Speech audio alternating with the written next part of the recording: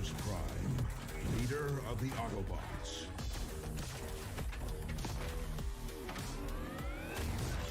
I am Megatron.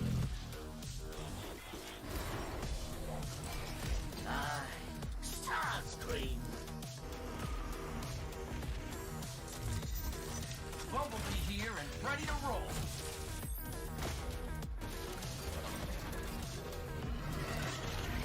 Meet Grimlock's greatest warrior! Ravage, attack!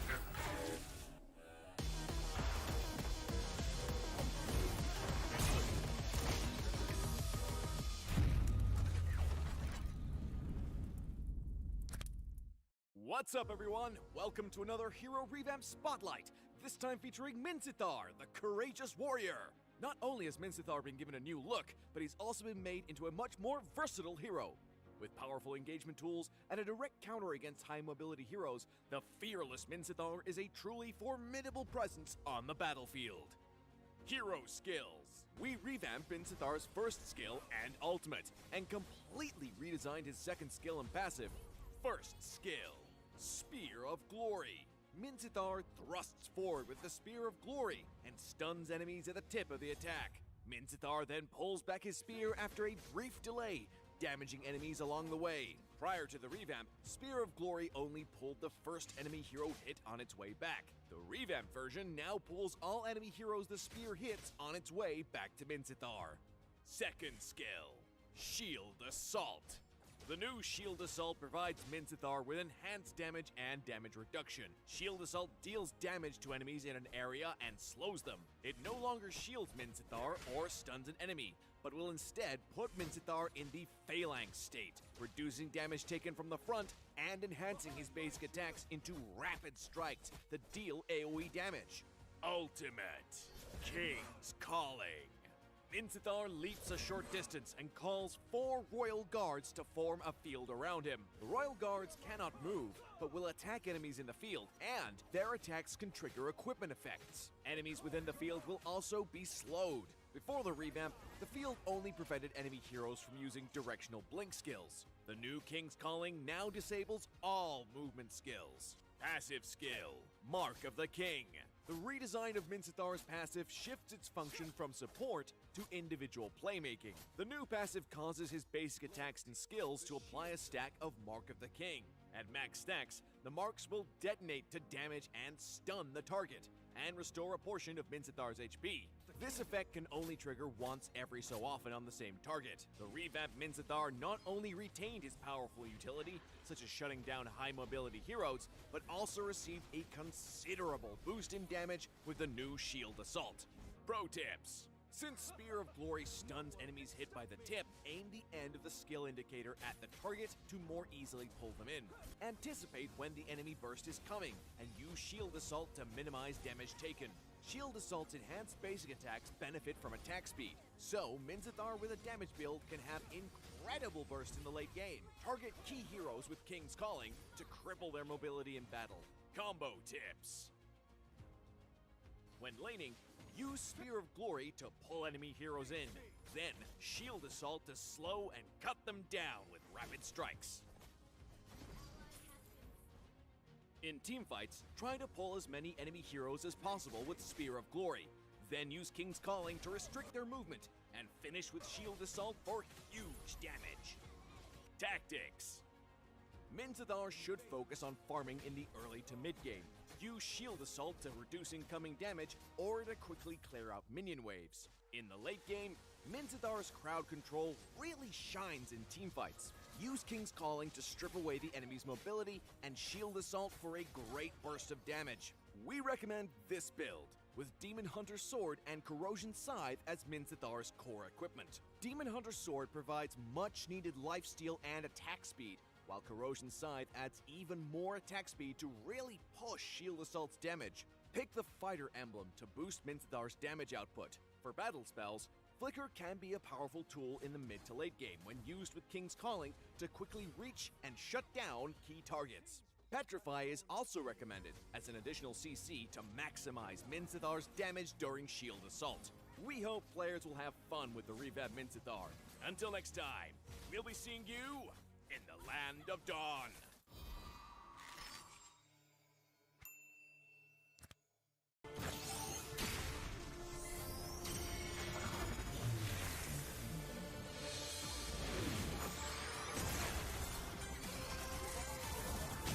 My magic flows as freely as the wind.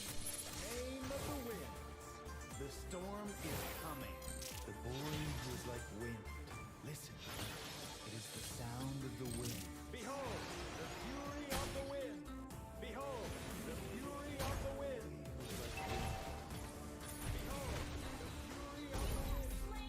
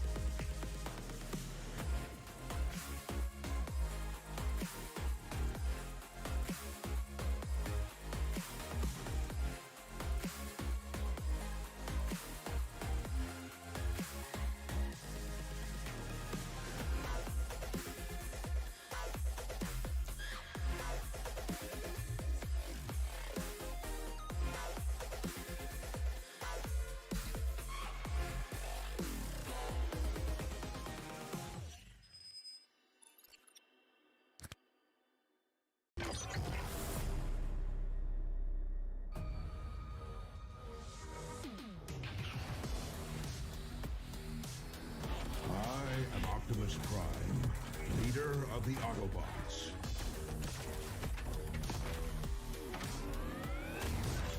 I am Megatron.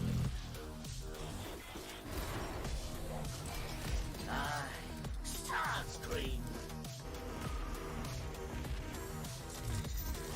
Bumblebee here and ready to roll.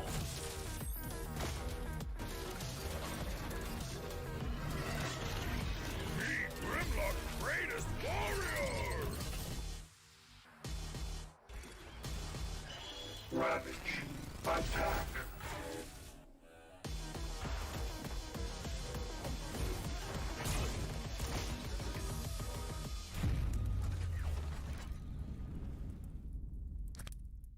What's up, everyone? Welcome to another Hero Revamp Spotlight, this time featuring Minsithar, the Courageous Warrior. Not only has Minsithar been given a new look, but he's also been made into a much more versatile hero.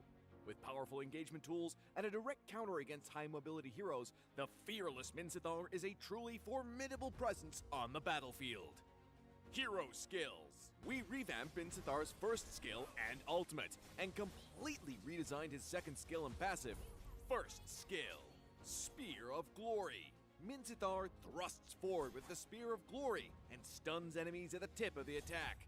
Minsithar then pulls back his spear after a brief delay, damaging enemies along the way. Prior to the revamp, Spear of Glory only pulled the first enemy hero hit on its way back. The revamped version now pulls all enemy heroes the spear hits on its way back to Minsithar. Second skill, Shield Assault. The new Shield Assault provides Minsithar with enhanced damage and damage reduction. Shield Assault deals damage to enemies in an area and slows them. It no longer shields Minsithar or stuns an enemy, but will instead put Minsithar in the Phalanx state, reducing damage taken from the front and enhancing his basic attacks into rapid strikes that deal AoE damage. Ultimate King's Calling.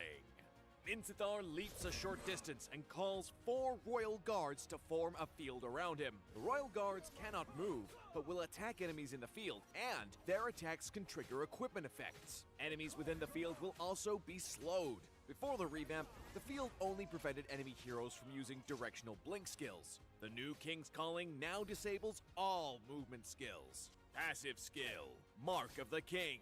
The redesign of Minsithar's passive shifts its function from support to individual playmaking. The new passive causes his basic attacks and skills to apply a stack of Mark of the King. At max stacks, the marks will detonate to damage and stun the target, and restore a portion of Minsithar's HP. This effect can only trigger once every so often on the same target. The revamped Minsithar not only retained his powerful utility, such as shutting down high mobility heroes, but also received a considerable boost in damage with the new Shield Assault. Pro tips. Since Spear of Glory stuns enemies hit by the tip, aim the end of the skill indicator at the target to more easily pull them in. Anticipate when the enemy burst is coming, and use Shield Assault to minimize damage taken. Shield Assault's enhanced basic attacks benefit from attack speed, so Minsithar with a damage build can have incredible bursts in the late game. Target key heroes with King's Calling to cripple their mobility in battle. Combo tips. When laning, use Spear of Glory to pull enemy heroes in, then Shield Assault to slow and cut them down with rapid strikes. In teamfights, try to pull as many enemy heroes as possible with Spear of Glory, then use King's Calling to restrict their movement, and finish with Shield Assault for huge damage. Tactics. Minsithar should focus on farming in the early to mid game. Use Shield Assault to reduce incoming damage or to quickly clear out minion waves. In the late game, Minsithar's crowd control really shines in teamfights. Use King's Calling to strip away the enemy's mobility and Shield Assault for a great burst of damage. We recommend this build, with Demon Hunter's Sword and Corrosion Scythe as Minsithar's core equipment. Demon Hunter's Sword provides much needed lifesteal and attack speed, while Corrosion Scythe adds even more attack speed to really push Shield Assault's damage. Pick the Fighter emblem to boost Minsithar's damage output. For battle spells, Flicker can be a powerful tool in the mid to late game when used with King's Calling to quickly reach and shut down key targets. Petrify is also recommended as an additional CC to maximize Minsithar's damage during Shield Assault. We hope players will have fun with the revamped Minsithar. Until next time, we'll be seeing you in the Land of Dawn.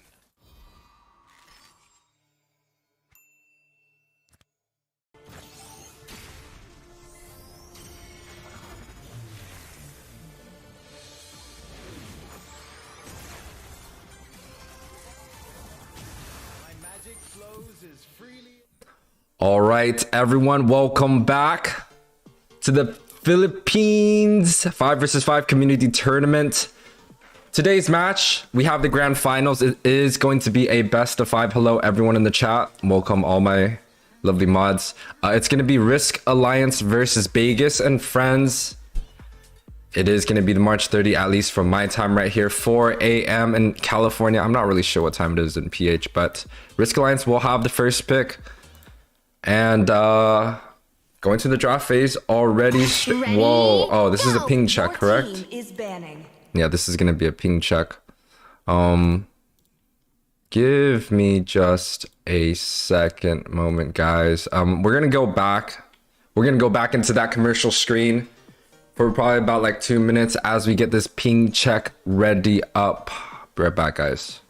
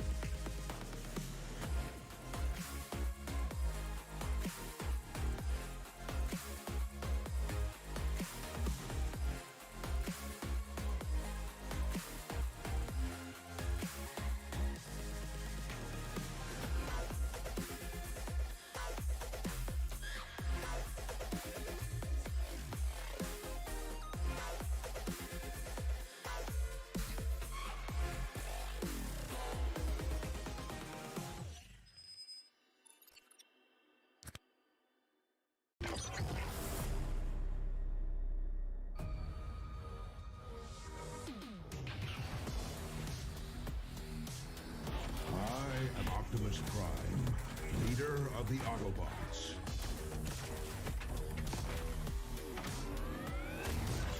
I am Megatron.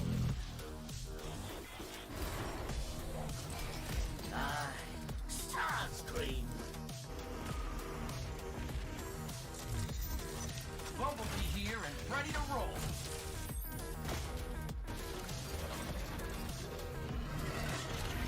Meet Grimlock's greatest warrior! Ravage. Attack.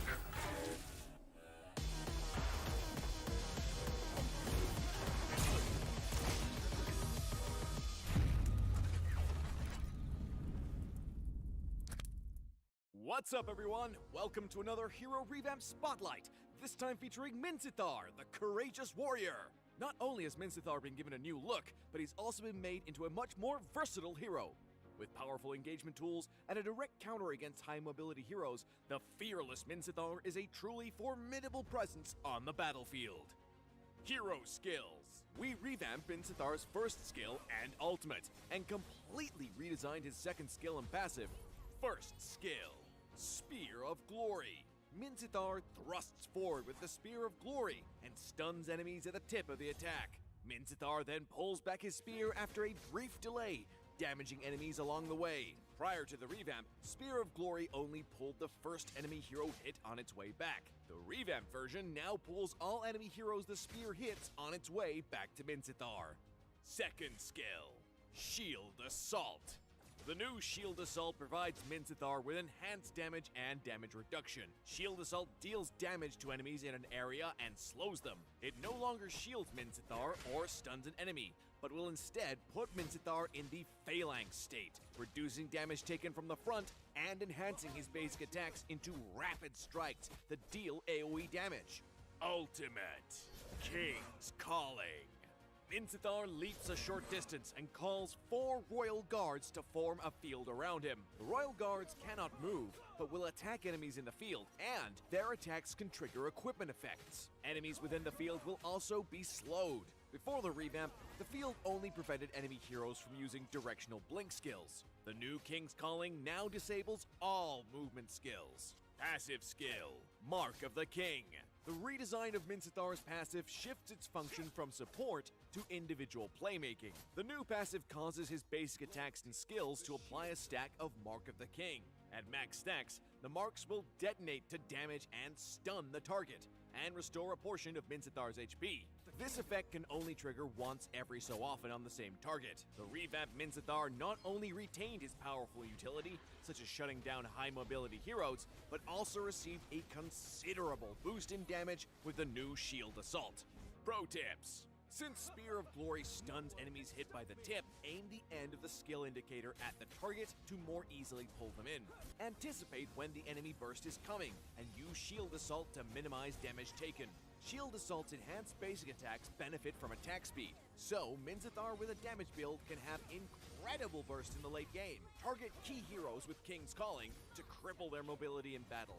Combo tips. When laning, use Spear of Glory to pull enemy heroes in, then Shield Assault to slow and cut them down with rapid strikes. In teamfights, try to pull as many enemy heroes as possible with Spear of Glory, then use King's Calling to restrict their movement, and finish with Shield Assault for huge damage. Tactics. Minsithar should focus on farming in the early to mid game. Use Shield Assault to reduce incoming damage or to quickly clear out minion waves. In the late game, Minsithar's crowd control really shines in teamfights. Use King's Calling to strip away the enemy's mobility and Shield Assault for a great burst of damage. We recommend this build, with Demon Hunter's Sword and Corrosion Scythe as Minsithar's core equipment. Demon Hunter's Sword provides much needed lifesteal and attack speed, while Corrosion Scythe adds even more attack speed to really push Shield Assault's damage. Pick the Fighter emblem to boost Minsithar's damage output. For battle spells, Flicker can be a powerful tool in the mid to late game when used with King's Calling to quickly reach and shut down key targets. Petrify is also recommended as an additional CC to maximize Minsithar's damage during Shield Assault. We hope players will have fun with the revamped Minsithar. Until next time, we'll be seeing you in the land of dawn.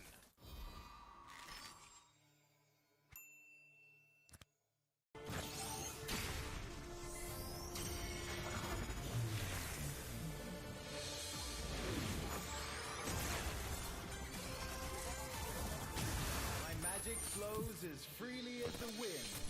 Name of the winds. The storm is coming. The void is like wind. Listen. It is the sound of the wind. Behold, the fury of the wind. Behold, the fury of the wind. Behold, the fury of the wind.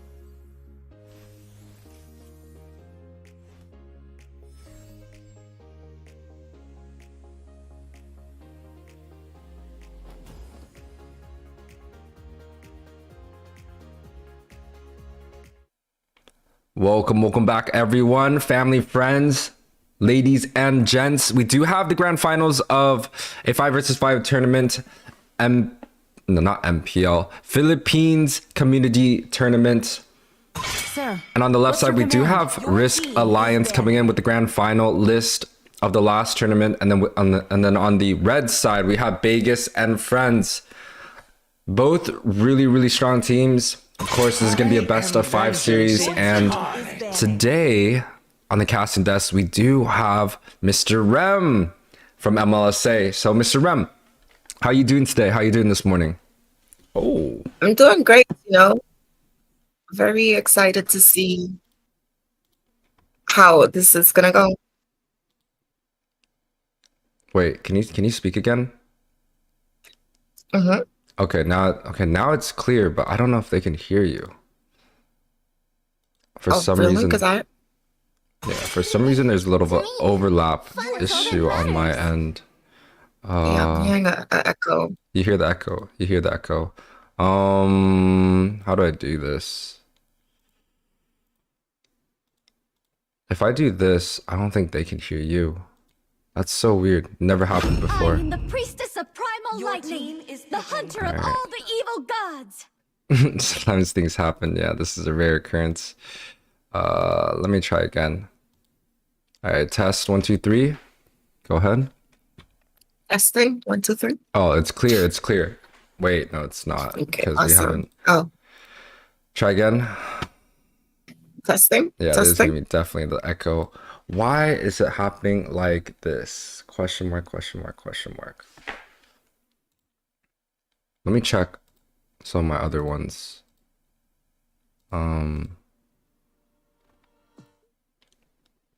What if caster VC monitor off? Schedule. I feel like they could hear you. Need some stitches? I Here, can we're just gonna help. go with this. Okay. Now try. Now try. Just go ahead. The echo might throw me off though. No, there's no echo anymore. Let me know if you cannot hear round 1. All right, Okay. let's go through the draft. Let's see what's up. Interesting draft already. I'd love to see this Kadita ban, but I was watching some MPL ID yesterday and they don't care about the Kadita. What is this? But I mean, here in PH, right? Mm-hmm. these guys are really proficient in their roles, especially with the heroes that they do decide to pull out. And once you have a good Kadita on the board, she can just kind of, she's like a Valentina with the pressure that she can apply. You know, Valentina, when you pick her, you get that draft pressure. But when you let a Kadita swim, she kind of has a lot of pressure in game. She cuts off your rotation. She makes it harder for you to engage. You can't even really gank her. And sometimes if you do try to go in on her, she can turn around and punish you because of her, you know, hero kit, right? The burst damage that she has is insane. She's not afraid of tanks. You know, what is a tank for Kadita? She can burst them down pretty much in that early to mid phases of the game. So I do like that ban. Speaking of things that I like seeing though, looking at the draft from Risk Alliance, they already have their frontline presence, right? yeah. They have Lemgod on this Edith, and then Zeno gonna go ahead and use this Martis in the jungle and a response. Vegas and friends. I was about to say Vex Fantasy Mains squad there in North America, but Vegas and friends locking in this Fredrin to go up against it. You know, it has like in terms of our NACT, the Martis has a higher win rate over the Fredrin, but it's still one of the strongest matchups to go up against the Martyrs, so I do like it. And I think Vegas and friends, from seeing their performance, especially since the very first time we saw them perform, it was a 4v5, and they still did a pretty decent job. So I'm excited to see how this game is going to go. Yeah, I think there's fans coming in from both sides. Both teams are pretty strong. Vegas and friends, one of the highest like rank players, I believe like 2 to 3K points. And Risk Alliance, a grand finalist from the same exact tournament. Last time they did fall short, but they're upcoming once again here. The draft kind of finalized coming in from both sides, already done with the first phase. The Melissa coming in, we've seen this pick over and over in so many different tournaments. It does so well against all sorts of comp. I feel like that's actually one of the best marksmen right now, especially when the 1-1's off the table. They don't have a mage pick coming in from Risk Alliance. Maybe they're going to look to ban out. They've already banned out the Fairness, maybe the Eve here. I would ban Farsa if I was Vegas and friends, right? She won. When you have that Valentina, the Farce is usually the immediate pickup there to go up against her in that mid lane. She's going to have the zoning potential as well as that burst coming in. They're going to go and ban the Selena. I'm not too sure why, because Selena is one of those heroes that she kind of falls off in the late game. You have to land those stuns, and even if you land a stun, you're going up against so much burst, so much anti-engage. So it's a high risk, high reward hero. And I think they had answers for it, right? The Farsa Risk Alliance can definitely try to pick that up to target Melissa and not go away. It's not going to matter when you're being targeted from above with that feathered airstrike. She also has the mobility with the wings by wings, embracing Vestry there. So, kind of around the map, she has the rotations as well. So I would like to see Risk Alliance pick up this Farsa, especially when they have this Edict and this Martis. They have the front line, they have the engage. Zeno can secure pickups. Even the Farsa can secure some pickups for some high burst damage. So I want to see which mage that Risk Alliance is going to pick up here. Yeah, Risk Alliance really has a lot of different options here when it comes to that mage position. You talk about the Farsa. I like the Eve pick. Ooh, does look like they're hovering over it, but on the side of Vegas and friends, they do decide to pick up this Lapu Lapu, and we've seen him go through so many different drafts. Also the Edith, so that is going to be a blood bath type of lane. Risk Alliance do secure their draft with a Farsa and a Matilda pick. See, I liked it, but I'm not too sure how I feel about the Matilda. Yes, it's going to help with some rotations. It's going to help them get out of sticky situations as the game goes on sometimes. But I feel like maybe I would have liked something like a Rafaela instead for some additional sustainability. Yes, she can offer that shield. I mean, it works, right? It does work. They can tower dive and still have, again, the additional mobility coming in. But then you have Tiger going to go ahead and lock in this Minsithar there. So that's going to deny some of the dashes coming in. And that's potentially going to be Minsithar in that roam position. So you have a roamer that offers mobility on one end and a roamer that denies mobility on the other. So good read coming in from Vegas and friends. But the draft is complete. We're heading into game one. Whose draft are you in favor of, YUWEI? You brought up the point of a mobility versus an anti-mobility hero, kind of like Minsithar it was kind of a wild pick for me because we've seen the Minsithar being banned out over and over throughout the whole entire tournaments, especially this week. And we also have Minsithar being banned out in the NACT. They were able to slot it in for Vegas and Friends on this last slot. Kind of tells me they came to this draft prepared. And I honestly, just because of that Minsithar pick, I would have to give that advantage towards the side of Vegas and Friends. I feel like that wild card is going to hurt this Matilda because I just don't think they knew that the Minsithar pick was available for this roam position. Absolutely right. And I think they weren't expecting them to pick it up. They were potentially expecting a response with a support as well or something like that.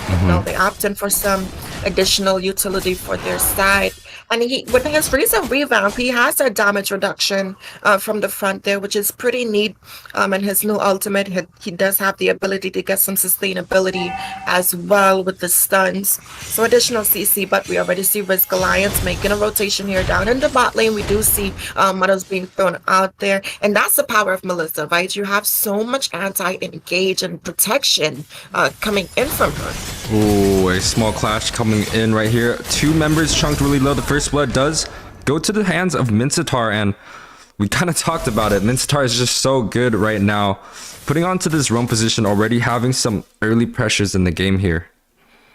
Absolutely right. Baiting out that flicker, finding that kill, good response, and pick off. They're coming in from Vegas and Friends. And again, we see them applying more rotations to the bot sides. Gonna go ahead and use that red tree. Gonna go ahead and get pulled back. There comes the stun and the Terrify coming in from Tiger on this Valentina. But look at August, showing them that the month is still here, dishing out so much damage to Zeno. That's gonna force him to recall. And good aggression coming in. But speaking of aggression here in the top lane, Lemcott gonna have to use that flicker to escape this 2 versus 1 situation up against Euphoria here. But speaking of 2v1 situation, a 2v2 even matchup in the mid lane, YUWEI gonna go ahead and take off this kill on Valentina here, and an even trade off across the board. But in the top lane, the 2 EXP laners still going at it, the junglers as well up there, and we're gonna see Euphoria make their way to this turtle as they pull this first neutral objective. Yeah, it is a 1-for-1 fight right there. Members falling from both sides. The turtle is already pulled towards the side of Vegas and Friends, but Zeno in a position to 50-50. The turtle does go to the side of Red. There goes the Wings by Wings there from Seth. We do see the Feathered Airstrike coming down here, but look at Zeno with that Braver Spider stance. Gonna go ahead and secure that kill in the hands of Matilda, but look at the damage coming in from Edith right now. That's a double kill going into the hands of Faya there on this Valentina, and that's just the strength of the team fight coming in from Vegas and Friends. Oh yeah, I thought the Edith pick was actually coming from the side of Risk Alliance, but it was actually picked up by Faye on this Valentina. Edith ultimate on this Valentina just hurts so much because Faye can kind of just scale into that magic damage and making sure that she has that shield available when that Edith ult does come out. Kind of just showing you the power of this Valentina pick. And it works so well, right? But speaking of power, the power of Edith herself. Gonna go ahead and use that ultimate on her own. The Brave Rider stance, plant that stun. So he has to disengage now. But Edith, just so strong in recent times. And we kind of see the gold lead favored towards the side of Vegas and Friends. Oh, actually, it's actually relatively even. 3 minutes in right here. The scoreboard is 2-3. Both teams kind of neck to neck in this early game. Kind of looking like we are going to be scaling well into this late game. Bot side right here. Look at the positioning coming in from Seth right now, but Vegas and Friends are definitely pulling up. Gonna go ahead and force that dash from Seth there. They're gonna have to play very safe, especially with this Minsithar on the board. Yeah, the Minsithar does grab one up, gets the kill on Beatrix. Euphoria going in again. He did land that energy eruption there, but that's a Matilda. She has the sustainability, and they're getting some good pickoffs, right? They're getting pickoffs on the mage, getting pickoff in the gold lane, and then again, the power of Minsithar. Down goes the Feathered Airstrike. Gonna go ahead and secure that killing spree, taking Matilda off the board here. Yeah, that Minsithar kind of just going around, making sure that he's getting all these hooks in, and that's kind of the problem that Risk Alliance is gonna face. You know, back then we had the Franco coming in with the pools and stuff. Now we have a revamped Minsithar making sure that he can do even just more than pool. He could suppress people's ability to escape, and that's kind of going to be huge in this game. Risk Alliance really has to find a way to shut that down. Absolutely right. And they have to play into that mid to late game. They have Soren on this Varsa. They have Wolf on this Beatrix as well. So I think they have that late game pressure. But speaking of pressure, YUWEI gonna have to force that flicker out to escape. But don't fear. Faye's up there to help him clear those lanes and kind of even up that matchup there. Yeah, and we see 3-man going in from the boss side, kind of prioritizing this gold lane. The Melissa just barely escaping, but Euphoria here. There goes the energy eruption from Fredrin again, forcing out that flicker from Seth. But is it enough? We do see the King's Calling going in there from Tyra on this, but look at the damage coming in from the Appraiser's Wrath. Gonna go ahead and secure that kill, but Beatrix getting a kill of his own there. We do see the Circling Eagle from Matilda going in up in the top side. Valentina picking up that kill, but speaking of kills here, a double kill going into the hands of Beatrix, but she's gonna go ahead and be shut down by Tigra on this Minsithar, and that's gonna secure him a double kill, making that a whole team fight participation going into the lead of Bhiegas and friends. Yeah, it's a 4-for-2 trade 6 minutes in. You can already see the gold lead is sliding towards the side of Bhiegas and friends. It is really, really hard to deal with this Minsithar so far. He already has 4 kills and 2 assists. He's 6 out of 9 of the kills going from the side of Bhiegas and friends. That last pick Minsithar, that's, you know, that's the move that Bhiegas and friends has in their hero pool, making sure that they can grab up this hero and really do well early on. And speaking of grabbing things up, I like that Fia's taken these feathered airstrikes, and now that she has secured that lightning trencher on her damage, her burst damage is going to be insane here. But we do see Bhiegas and friends already setting up to try and get the positioning of this neutral objective here. Yeah, they do look to see if they could go for turtle, but Braves fighter stance. Going in, trying to catch Soren there on this, but there goes Minsithar pulling her in to the Knight's Calling. We do see the IMU using that for that airstrike, and they're gonna go ahead and get 2 kills on the board as well as this turtle, and they're gonna make their way down to the bot lane. And if I'm Wolf, I would run for my life right now. We do see energy eruption going in with Fredrin, the damage coming in from Faye on this Valentina. Gonna go ahead and secure this unstoppable, and they're definitely in the position to find a trade and take this tower as well. Yeah, they're definitely gonna get this tower, but the response, Risk Alliance already clearing this mid side. Lapu Lapu Braves fighter stance goes in, but might be a disengage. Or a re-engage coming in from them. We do see the feather airstrikes going down, trying to focus the Circling Eagle, but there goes the Knight's Calling there. Look at the damage coming in from both sides. Monster kill going into the hands of Fear there, but Melissa also picking up a kill, and that's the power of the rotations coming in, right? We do see Lem and Farsa trying to hold this mid lane tower, and that's a good defense overall coming in from them, even though they did lose out 2 members. Yeah, I think that's just the power of the mid lane right here. You already see Faye 6-1 and 410 kill participation, along with Minsithar 505 also a 10 kill participation. And when we compare to the mid lanes from the other side, Risk has this Farsa just unable to kind of get a good lane going on. 1-3-1 along with the Matilda. You kind of see the impact on the Matilda is just not enough in this patch right here. A lot of the nerfs have been coming in, and she just hasn't found a way. But mid, we do see Euphoria going in with the energy eruption, but it might cost him there. We do see 2 footed airstrikes coming in there. Farsa gonna go ahead and secure that shutdown on Euphoria, but look at Steph in a terrible position. They're gonna go ahead and be taken down, and that's godlike. We do see that flicker coming in from Wolf, and he's gonna go ahead and secure that kill, but would Frey be able to defend this mid lane clash? Yes, they are. We're going to see discipline coming in from the side of Risk Alliance, and they're not going to make any risky plays right now. Yeah, that's honestly one of the first fight that Risk Alliance won. And it was honestly only due to the fact that the Minsithar kind of just went under the tower and took too many hits. Now Lord's up. Faye has that vision, and they look to go in. We do see the Brave Platter stance focusing Lemgod on this backline. He's going to go ahead and secure that kill there. We do see some good zoning. Look at Zeno trying to just kite around, but Seth taking so much damage from this Matilda. There goes the IMU using that circling eagle, securing that kill. But we do see the power of Minsithar coming down, hooking them in there, denying some of that escapability. And man, the pressure coming in from Faye on this Valentina is insane. Yeah, the Valentina and also the Minsithar just grabbing up some hooks, causing a havoc throughout the whole entire team fight. That's just something really, really hard to deal with. And I think the side of Bhiegas and Friends really has this counter towards this Matilda, using the Minsithar, using the revamp, making sure that they have that strategy to deal with this support pick. Absolutely right. And I feel like that's the problem. When you use a high ground mage, you need a set roamer of some sort. Matilda, she has the utility, she has some support ability, but she can't really set. She can disrupt. But that's pretty much it. And you, like I said, you need some type of set potential, because if you don't have a set, then the enemies can just engage on you. And we've been seeing this happening constantly this game here, YUWEI. Yeah, the Lord is marching down. On the side of Risk Alliance, they really just have to make sure this Farce is in position to like just destroy the HP bars of some of these squishier targets. We're talking about the Melissa, we're talking about the Valentina.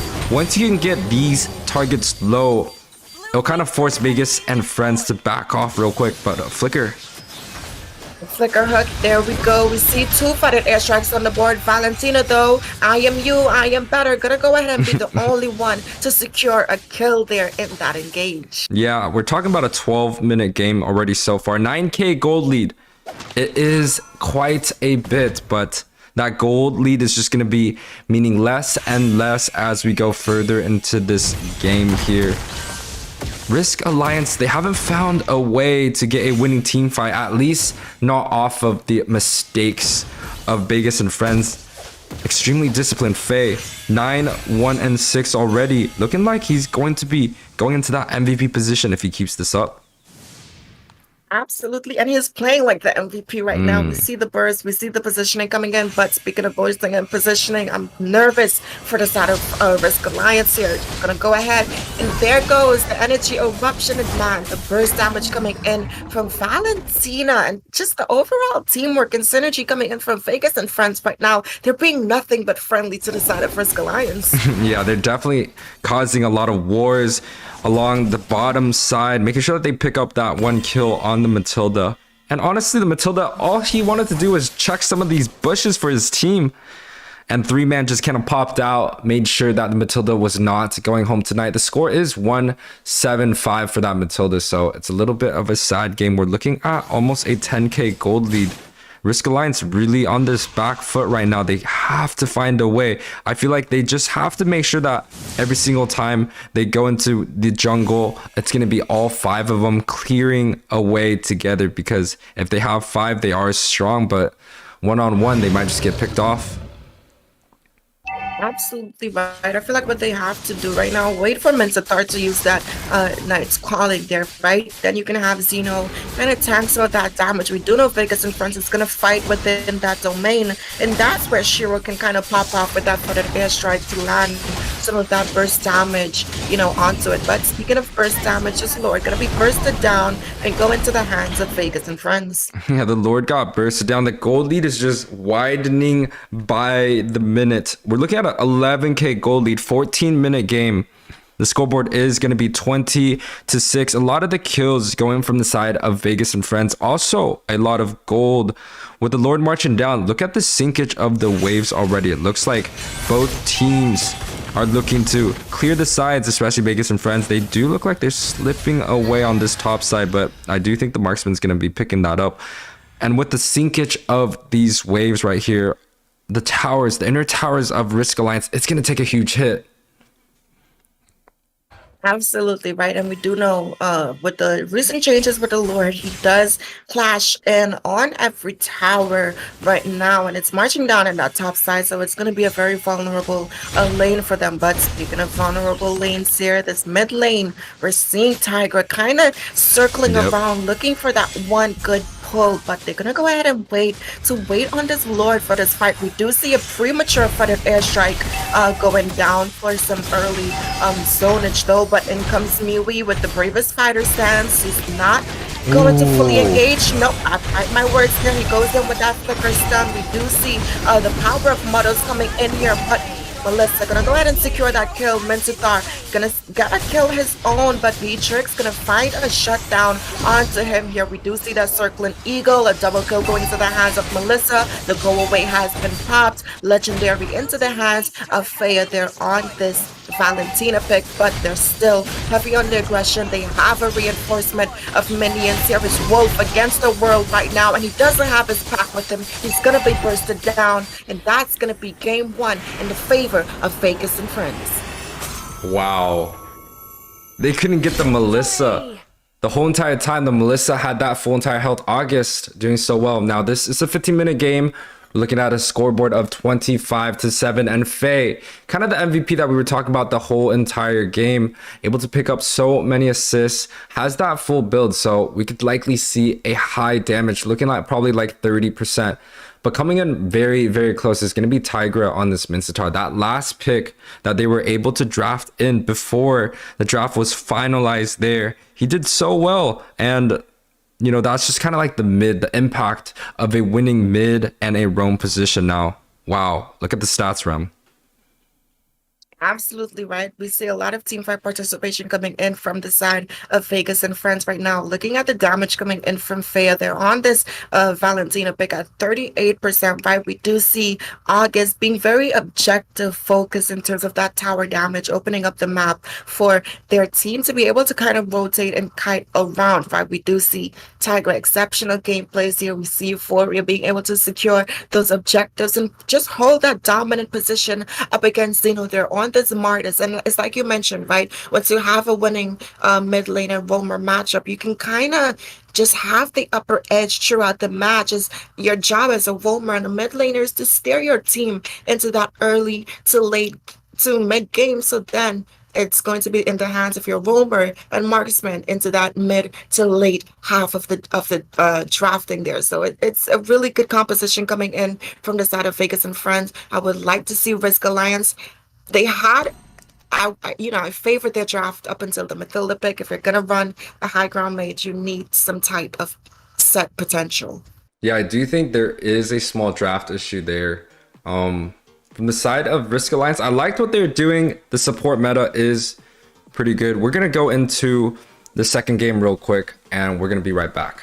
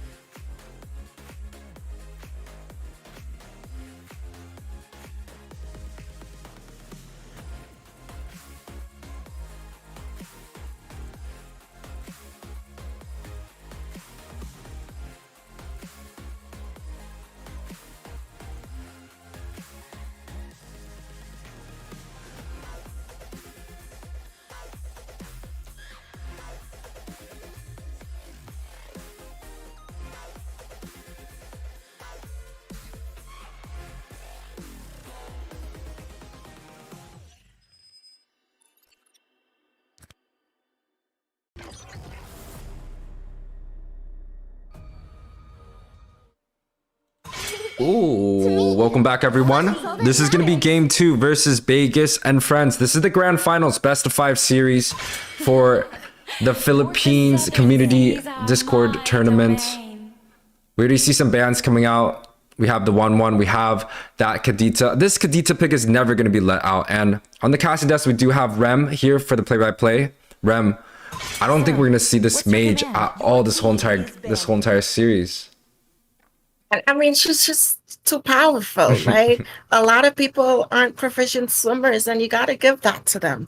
You know, they're still in their kiddie pool stages. They're not ready to go into the ocean just yet. No scuba diving over here. So I do like it being taken off of the board there. But speaking of things being taken off from the side of Bhiegas and friends, they're kind of banning out heroes that have a lot of snowball potential, right? We see the Fanny being taken out. We see the 1-1 being taken out. And some may argue that, but the recent changes to how her kit works, it's way easier for her to get those focusing marks on to pop that crossbow with time, right? So I do like it. We do know the power of that ultimate. It can change the entire dynamic of it, how a team fight is going if it's popped, especially on which target it goes to. So I do like it. We see the Joy being banned out for the set of Risk Alliance. I say very standard, common bans right now. It is, but I kind of want to go over some of the picks that Bhiegas and friends had up last game. They had the Minsithar, they had the Valentina. Those are 2 winning lanes down mid, and both of those heroes are ban worthy, but looks like at least one of them is gonna be let go. They also picked up the Fredrin. We saw the Fredrin nerf come in. I've talked to some of these junglers and they said that yes, the sustain was nerfed, the damage was nerfed, but they were able to pull it out and win relatively convincingly. So with everything on the board, the Minsithar is banned out. Maybe a Valentina first pick. I mean, I do like the Valentina, but I feel like prioing her is kind of a 50-50. Yes, you offer some draft pressure, but teams can kite around it, right? I like this Arlott pick as their prio pick. I think there's a lot more to work with. He can be flexed right now, so they do also have that pressure going for them. Most likely he's going to end up in that ESP lane, but with the Arlott, you can build him sustain, you can build him damage, you can build him hybrid, and he just works, right? His kit, he has the damage, he has the mobility, and he has the crowd control coming in. So I do like that as a prio pick, right? But speaking of prio picks, their Risk Alliance going to prioritize this Moskov as well as this Glue, YUWEI. What are your thoughts on this? Oh, I totally like it. Glue, you know, it was banned out the first game. Glue is one of those heroes that has that first skill and just repeats over and over. I actually recently got to play this Glue in a couple of my ranked matches, and I absolutely adore this hero. He is so strong, and I was watching a lot of professionals play it, and you know, the play styles, you just kind of never go back because he just has that sustain. As long as he has mana, he's able to regen his health after every skill cast. Moskov banned out first game in the first phase. Wolf able to pick it up right here. Your team is picking. But speaking of things being picked up, we do see, you know, I always say if it's not broken, don't fix it. And Bhiegas and friends gonna go ahead and lock in August on this Melissa yet again, and Faye on this Valentina. And I like it, right? There's equal plays on both ends. They could have taken the Glue because the Faramis is banned out. Faye taking the Valentina because the Minsithar is banned out. So there's not going to be any counters for that dash unless they decide to lock in potentially a Kulfer there for the side of Risk Alliance. But no, they're going to go in and secure their jungler, being the ones to pick up the Fredrin this time. Oh, but this is smart. First game, Martis and Fredrin were both left open. So both of them were picked up during the first phase. Now this time, Risk is able to get onto that Fredrin, which is the one that Bhiegas and friends had earlier in the jungle. And without a Martis on the board, it kind of locks them away from the tankier, more objective-focused junglers. And maybe they would have to rely on something like a Ling or a Hayabusa here. And, you know, we've been liking both sides of the draft. Like, we like the Glue, we like the Martis. I mean, we like the Moskov. And then the Valentina and also the Melissa. We like all these drafts. It kind of shows you how strong both teams are and how competitive. And it just goes to show I'm how the deep their priestess of hero primal pools lightning, run, the right? hunter But of I all do the like evil when gods. teams focus on why they lost in a previous game, right? I like that Risk Alliance right now. Some of the heroes that gave them a harder time in that first game series, they're banning it out, not offering it up again for the side of Vegas and friends to execute and kind of dominate with again, right? But the side of Risk Alliance needs a mage. I would like to see them again pick up this Farsa. Get that zoning. Maybe this time they would have an easier execution going up against it, right? But Oh, if you want some more burst, I think the Lunox would also be a good option for them to pick up as well. The power of the Chaos Assault, especially when you combo it with someone like Lemgod. If he does attach to you, that's an instant pick off with that type of burst mage coming in. So I do like that. They can also opt in for the Eve. You wanted to see the Eve last game. That would also be a very good option. But you have to think about it. Do you want to give that real world manipulation into the hands of Fia? well, see, I think that Lunox pick is actually going to be the right counter to the Melissa, because you could really DD in and the go away just would not affect you. And it does fairly well against the Valentina. It doesn't really give her an opportunity to have a long range ultimate. And Seth with the Franco, he had the Matilda last game. The impact wasn't there. I like this pickup once again. I feel like if he can grab up 1 or 2 hooks per fight, he's definitely going to cause that impact early on. Now, the thing is, you're giving a Fea this bloody hunt, right? And I've seen Valentina users not be afraid to waste a flicker to get that bloody hunt onto like potentially Wolf on this marksman, right? So that could be something that we could see. She could also, I know there's a lot of outplay potential, if she grabs that ulti. We saw from the last game, very versatile in terms of the ultis that she takes, and the execution Whoa. is even better, right? But Whoa. are they gonna lock in the Freya in this Whoa. jump? Yep, they're gonna go Vegas and friends locking in Freya here on this jungle position. That is the first time we've seen a Freya throughout this whole entire tournament week. We know that Freya is buffed. I don't know what kind of emblem is he gonna opt for? Maybe like a Demon Slayer, maybe the Assassin emblem. But that last pick, that Yuzong, does well against that Franco, making sure that he can't really set well. But will it be the response for that glue? I think it does fairly well there. Kind of want to talk about this Freya. Have you seen this Freya being picked up in the ranked games so far? I've seen it a lot. I've actually beaten it a lot too, but it's usually in the EXP lane. Okay. And whenever they do lock in a Freya, I like to pick Alice into it. I think Alice is such a great counter for her, even with her, recent buffs. Some might argue. So I do like that. But looking at the composition, we know that Seth is the roamer for Risk Alliance right now. But is it potentially going to be YUWEI or Tigra as the roam for the side of Vegas and friends? And it's actually going to be Tigra on this Arlot. And like I said, you can build him as a full defense, and it's going to work. You could build him hybrid. It's going to work. I've actually went against this Arlot talent before, and it's very dominant. Again, they have set potential coming in. He has the CC as well. And then when you stack that up with the sustainability, I'm nervous for the side of Risk Alliance. Yeah, and Tigra on this Arlot does have a lot of CC to be able to cancel out a lot of what the Franco wants to be doing. So I actually think that is such a smart counter. This is the first time I actually got to see an Arlot roam myself.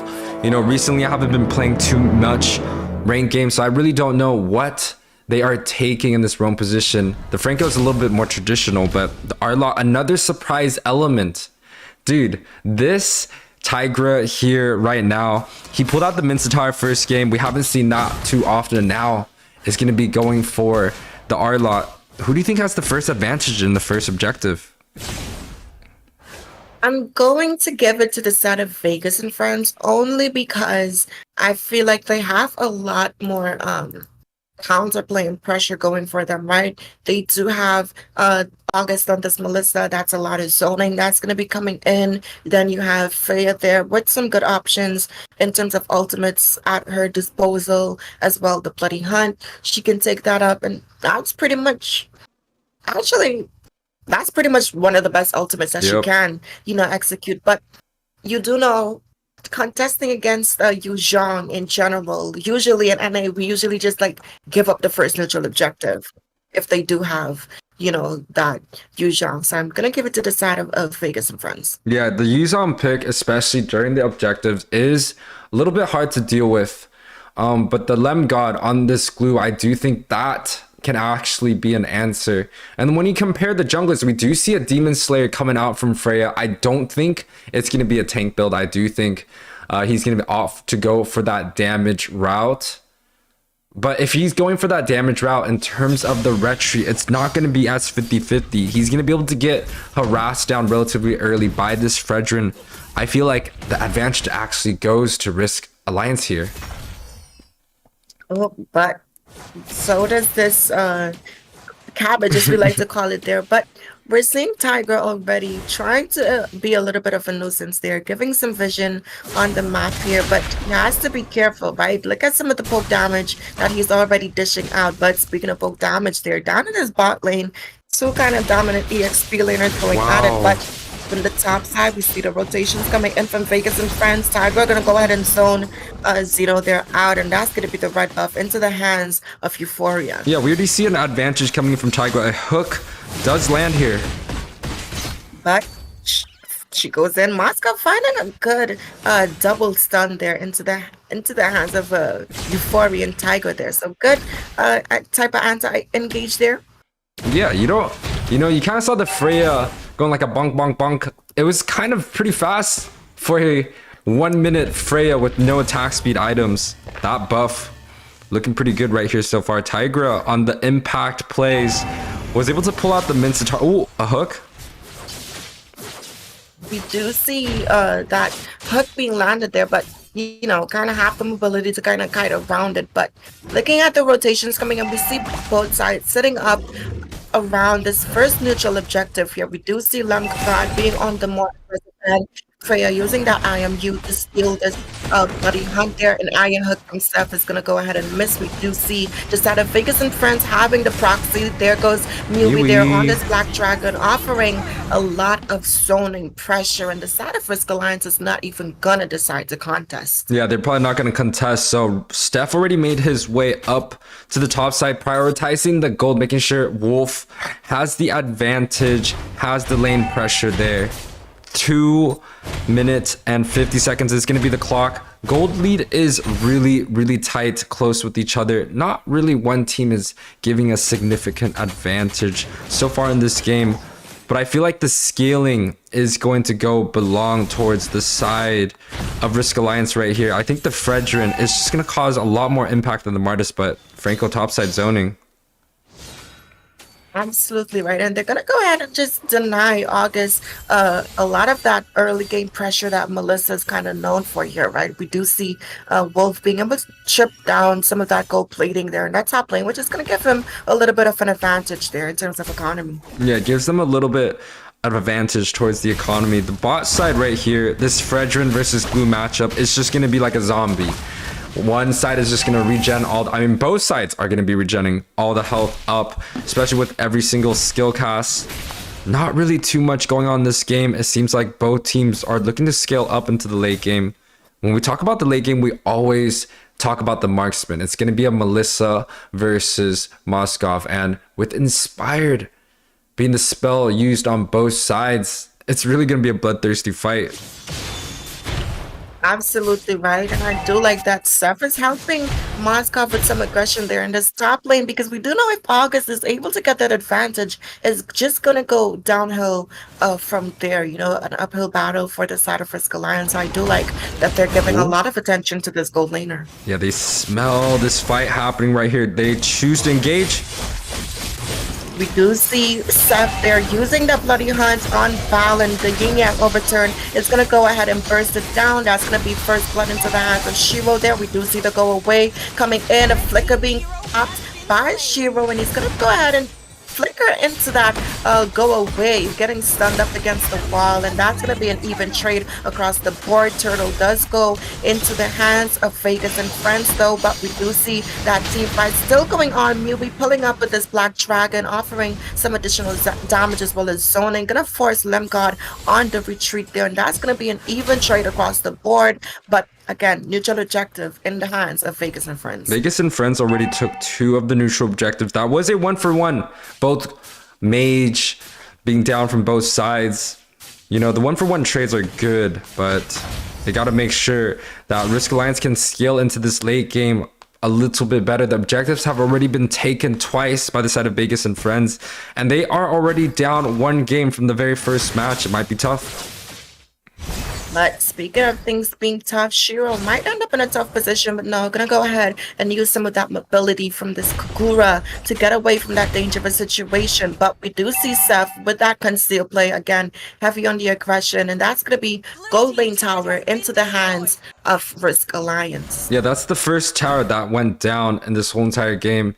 And you kind of see the Moskov, he's still up there making sure that he can farm into these waves. 6 minutes is the game time right here. The score is 1-1. Only one big fight happening so far. Both teams playing relatively disciplined and safe in this game. A lot of members are top side. The conceal play does get popped. They're going to go ahead and use that to get into some better positioning here. We do see Valentina using the IMU to secure that bloody hunt.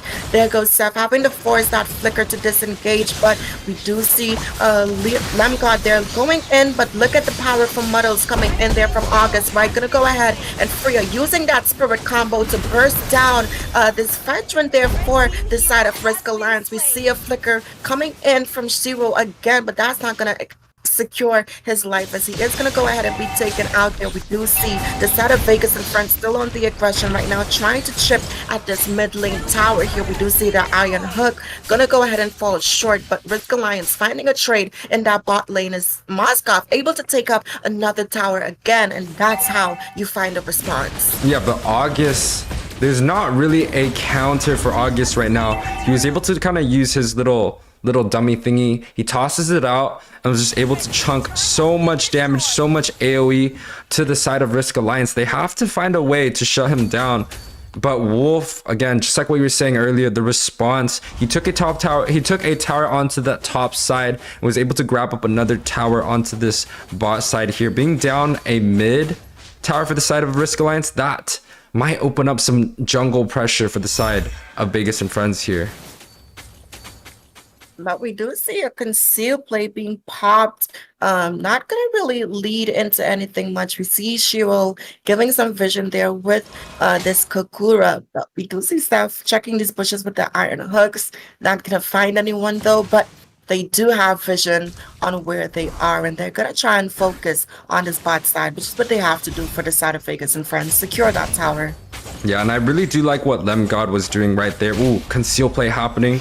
Looking like they're going to go for the shot. There goes freaking vengeance coming in from this Arlot here. We do see YUWEI there being able to secure a double kill, and that's going to just open up the map for the side of Risk Alliance to take this tower. Oh, I love that name. YUWEI, another fight. We do see Lemgod being forced to use that split. Is he going to find an attachment? Nope, he's not. It's really emotionally unavailable for the side of Vegas and friends right now. They said, nope, we're not getting too attached here. They're going to go ahead and disengage. Not to attach the emotional wellness of the glue. I like that because, you know, quite honestly, you have to make sure that your emotions are attached. But Franco, absolutely right. Franco gonna be taken down with his own ultimate there. Not gonna be a kill into the hands of Vegas and friends. You know, that's why we have these like wellness days in America. We want to make sure that all these players are emotionally well before they do end up grabbing somebody and getting attached real quick. 9 minutes is the scoreboard. You see a 4K gold lead on the side of Vegas and friends. That is a significant amount at this time, but it's just going to get less and less. There's 5-man on this blue buff. Absolutely right. We do see the sort of Vegas and Friends being able to secure that Lord. But speaking of Wow. things being secured, a final slash from this Arlott going in. We do see Valentina picking up that killing spree.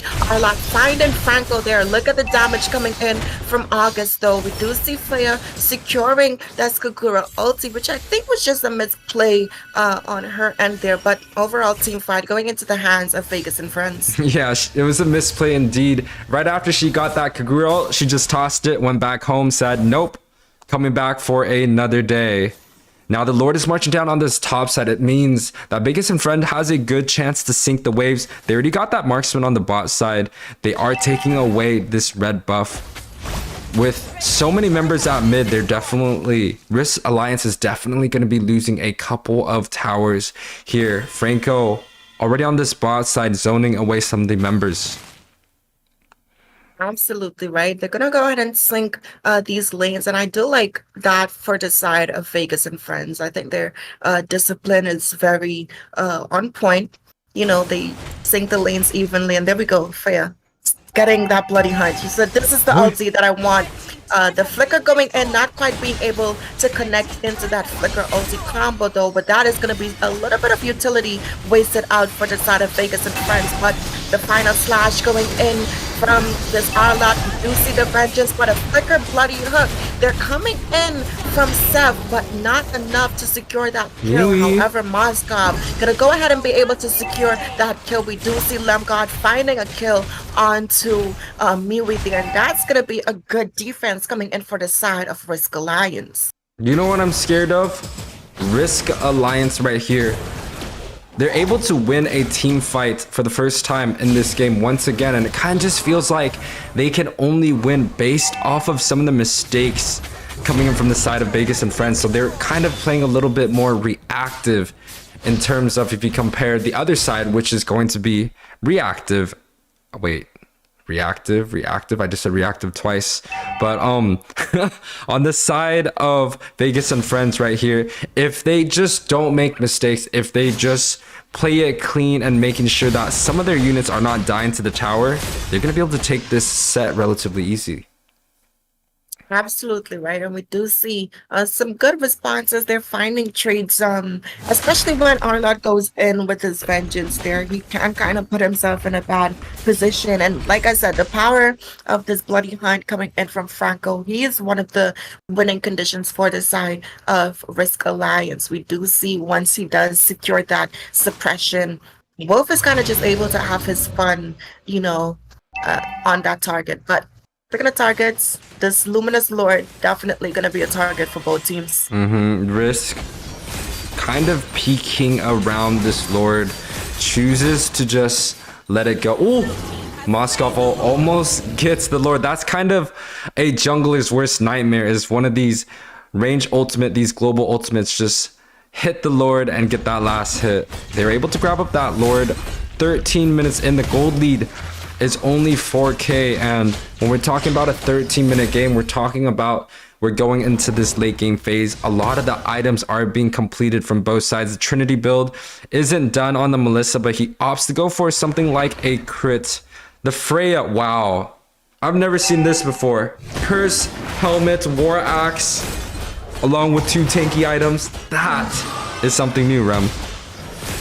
I mean, it's working though, right? She does have that KDA to back it up, even though she's not there for much of like the overall team fight. So it's like 5 out of 8 so far. So, you know, she's getting the objectives done, which is really what matters. You have some sustainability when she does decide to go in there. So speaking of going in, we do see a conceal play coming in from Arlott. There goes the final slash, sending him out of the tower. That's going to be a mega kill into the hands of Freya. We do see the bloody hunt being petrified there to knock them in. We do see Shiro finding a kill onto August, which is a very important pickup for the side of Risk Alliance. But speaking of important pickups here, we do see an Iron Hook pulling Miwi back there. We do see Glue being able to connect there, but Is he gonna be able to find that kill? No, I'm afraid only person gonna be killed in that entire situation is gonna be him, right? But look at the tower, Lord, focusing on this base, but it's not enough. They don't have their marksman. Are they gonna be able to close this out? No, we see Shiro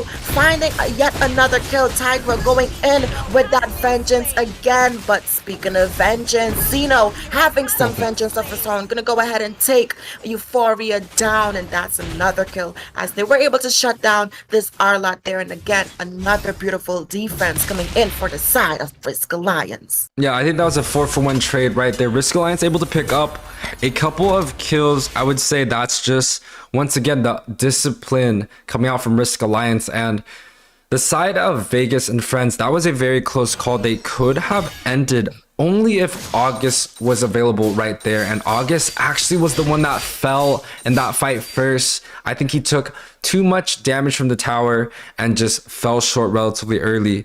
You can already see the side of Risk Alliance creeping in, taking away a lot of the map, especially the bushes near the river. With the Lord being up in 20 seconds right here. It is a 15 minutes, so we're talking about a third Luminous Lord. A pause comes out real quick on the side of Vegas and friends. Yeah. So I like the response that I'm seeing from Risk Alliance right now. They're playing into their win conditions, right? The side of Vegas and friends, very aggressive composition. They have the zoning potential coming in. We see Arlot being the one to be that playmaker, right? And the things with a playmaker is that he has the play potential, but he doesn't have any hard set potential. And we see that's where he's being countered, especially by Seth there with this bloody hunt. And he's going to be, bursted down or disrupted in the process, right? Usually as well, when you have like the set potential and your team tries to engage and follow up on you, you're also kind of putting them into a dangerous position where they can also be countered out as well. So they have to keep that in mind. And I like that Risk Alliance are the ones keeping it in mind, and they're definitely capitalizing off of it. Yeah, honestly, both teams do have the late game. The Franco Bloody Hunt is going to get pretty strong, but so many of the towers are down already from the side of Risk Alliance. They are on this back foot. They lost that first game, but it does look like this game is much closer here. They have the map pressure. They have, another quick pause coming out. Maybe it is going to be a technical issue. Guys, we're going to be right back. A little bit of lag there. Yeah, a little bit of lag. We're going to be right back.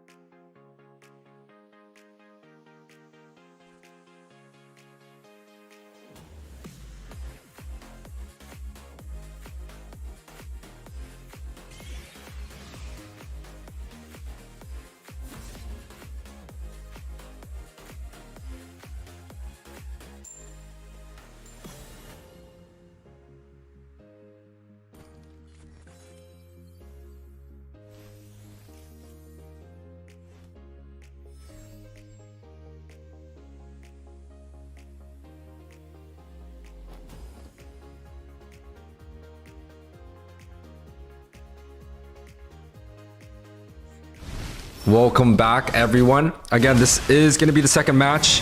We're going to jump straight into the match. Do you see the Bloody Hunt coming in from the side of Vegas Friends?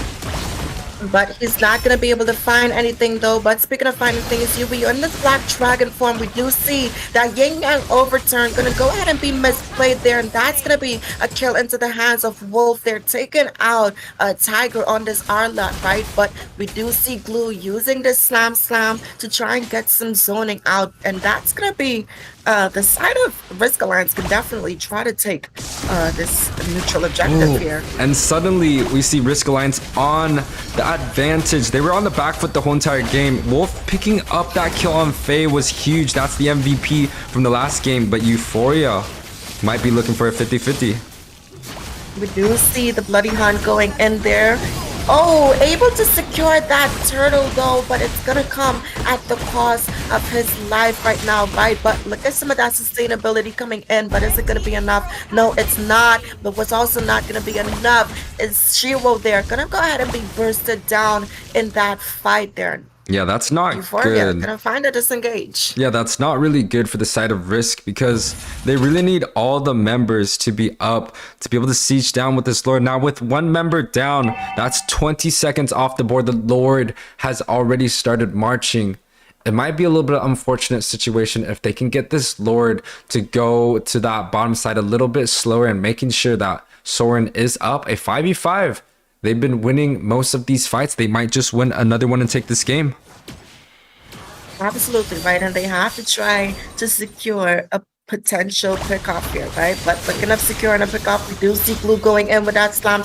August popping that go away. We do see the power of Mullets though, but the split has connected. But look at Melissa luring him into that tower. We see YUWEI with this black dragon being popped from for some additional zoning potential. Look at Zeno going in there with the energy eruption. We do see a bloody hunt coming out there from Franco, but look at the damage coming in. Kagura gonna go ahead and secure a double kill into her hands. That's a mega kill into the hands of Wolf there. But Melissa not looking to let go. Freya securing a kill, but so is Moskov on this Wolf. Immortality pop though, but he can still have some sustainability. Euphoria now on the run. We see Zeno popping that ice retribution for some slows there. We do see again energy eruption going in, but look at Wolf being objective focused, trying to open up the map a little bit more. Can they end? It's a two-man versus Euphoria alone in an uncomfortable position there. We do see some wind topless being picked up, and no, they're gonna go ahead and burst Euphoria down. Glue coming in with that slam. That's gonna be a monster kill into the hands of Wolf there, and those wind talkers are going into play as they're gonna burst down this tower, evening up the board 1-1. Game going into the favor of Victory! Risk Alliance. Oh, we love this. The drama. It's a 1-1 for the side of Risk and also for the side of Bhiegas. It is evened out. The score was 15-13. It was an 18-minute game. Wolf MVP, well deserved. He was able to sweep up all the units coming in from Bhiegas friends in the last fight, completely clearing out the whole entire team. The second in place, we do have this Fredrin. We talked about this in draft. They were so smart. They took the Fredrin, they banned it out. First game, Fredrin won. Second game, Fredrin won. I think we're seeing a pattern here, Rem.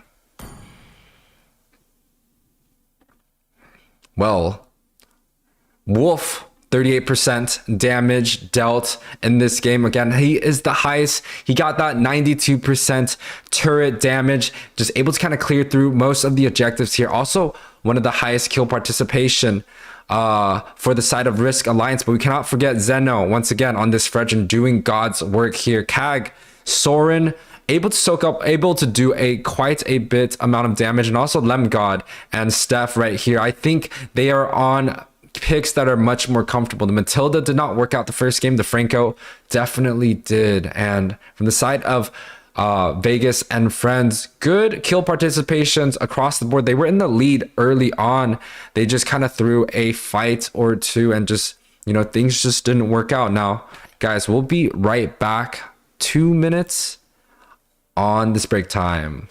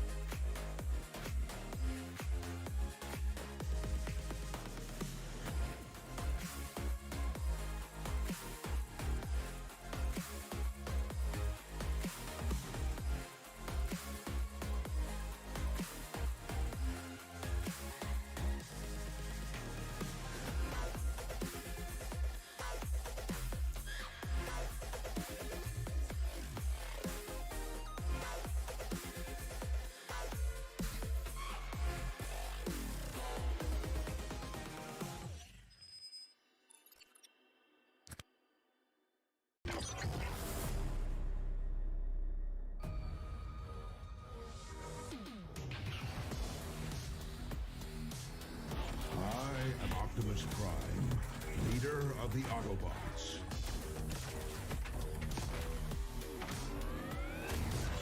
I am Megatron.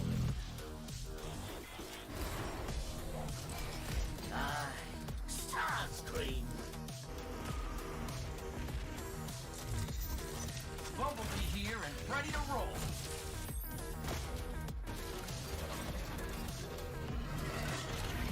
Meet Grimlock's greatest warrior! Ravage, attack!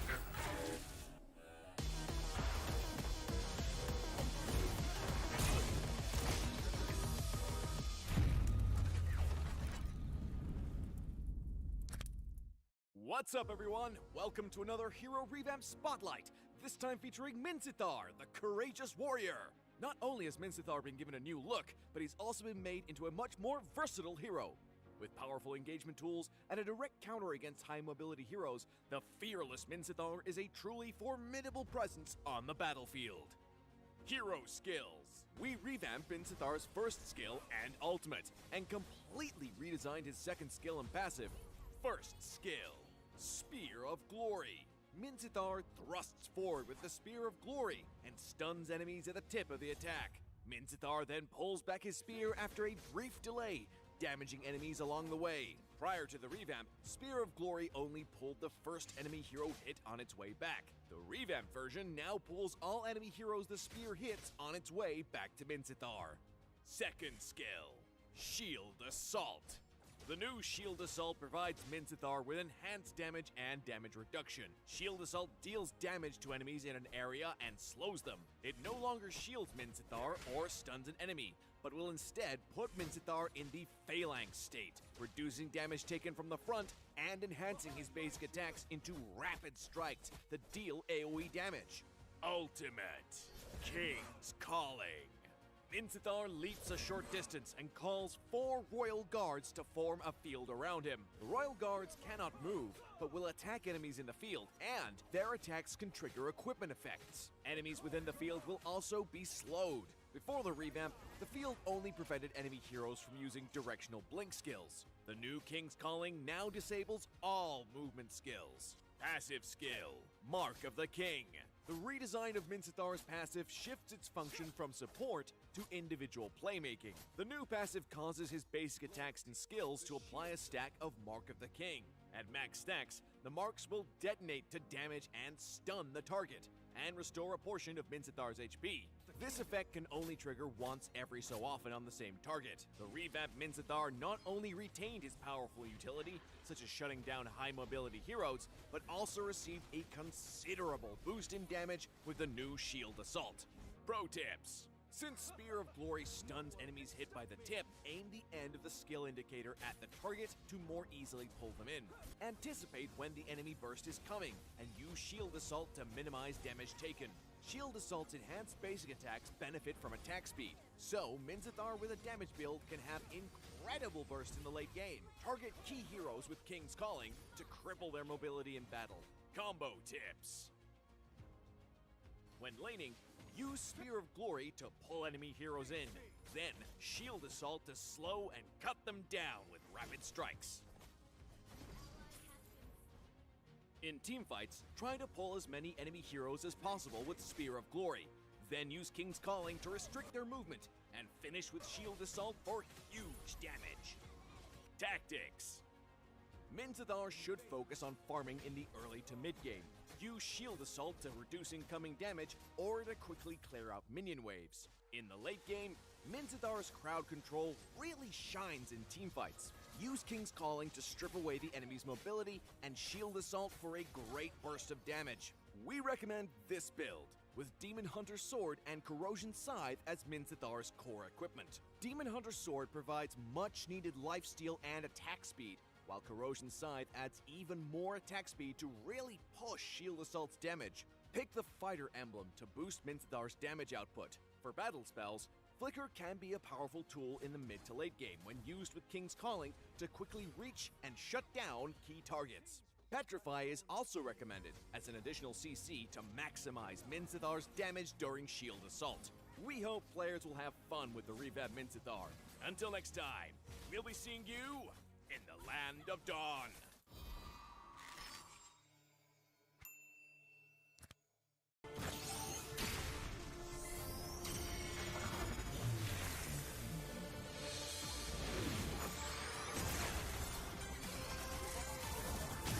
My magic flows as freely as the wind. Name of the winds. The storm is coming. The void is like wind. Listen. It is the sound of the wind. Behold, the fury of the wind. Behold, the fury of the wind. Behold, the fury of the wind.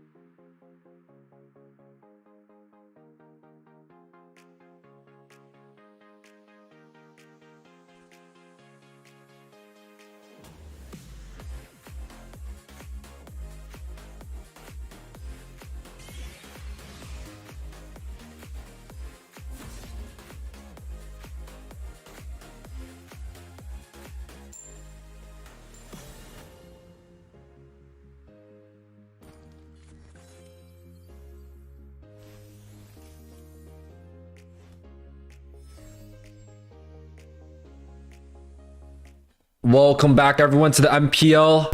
Not MPL. Oh my gosh, I literally just practiced this earlier. Welcome back to the MLBBPH 5 vs 5 community tournament.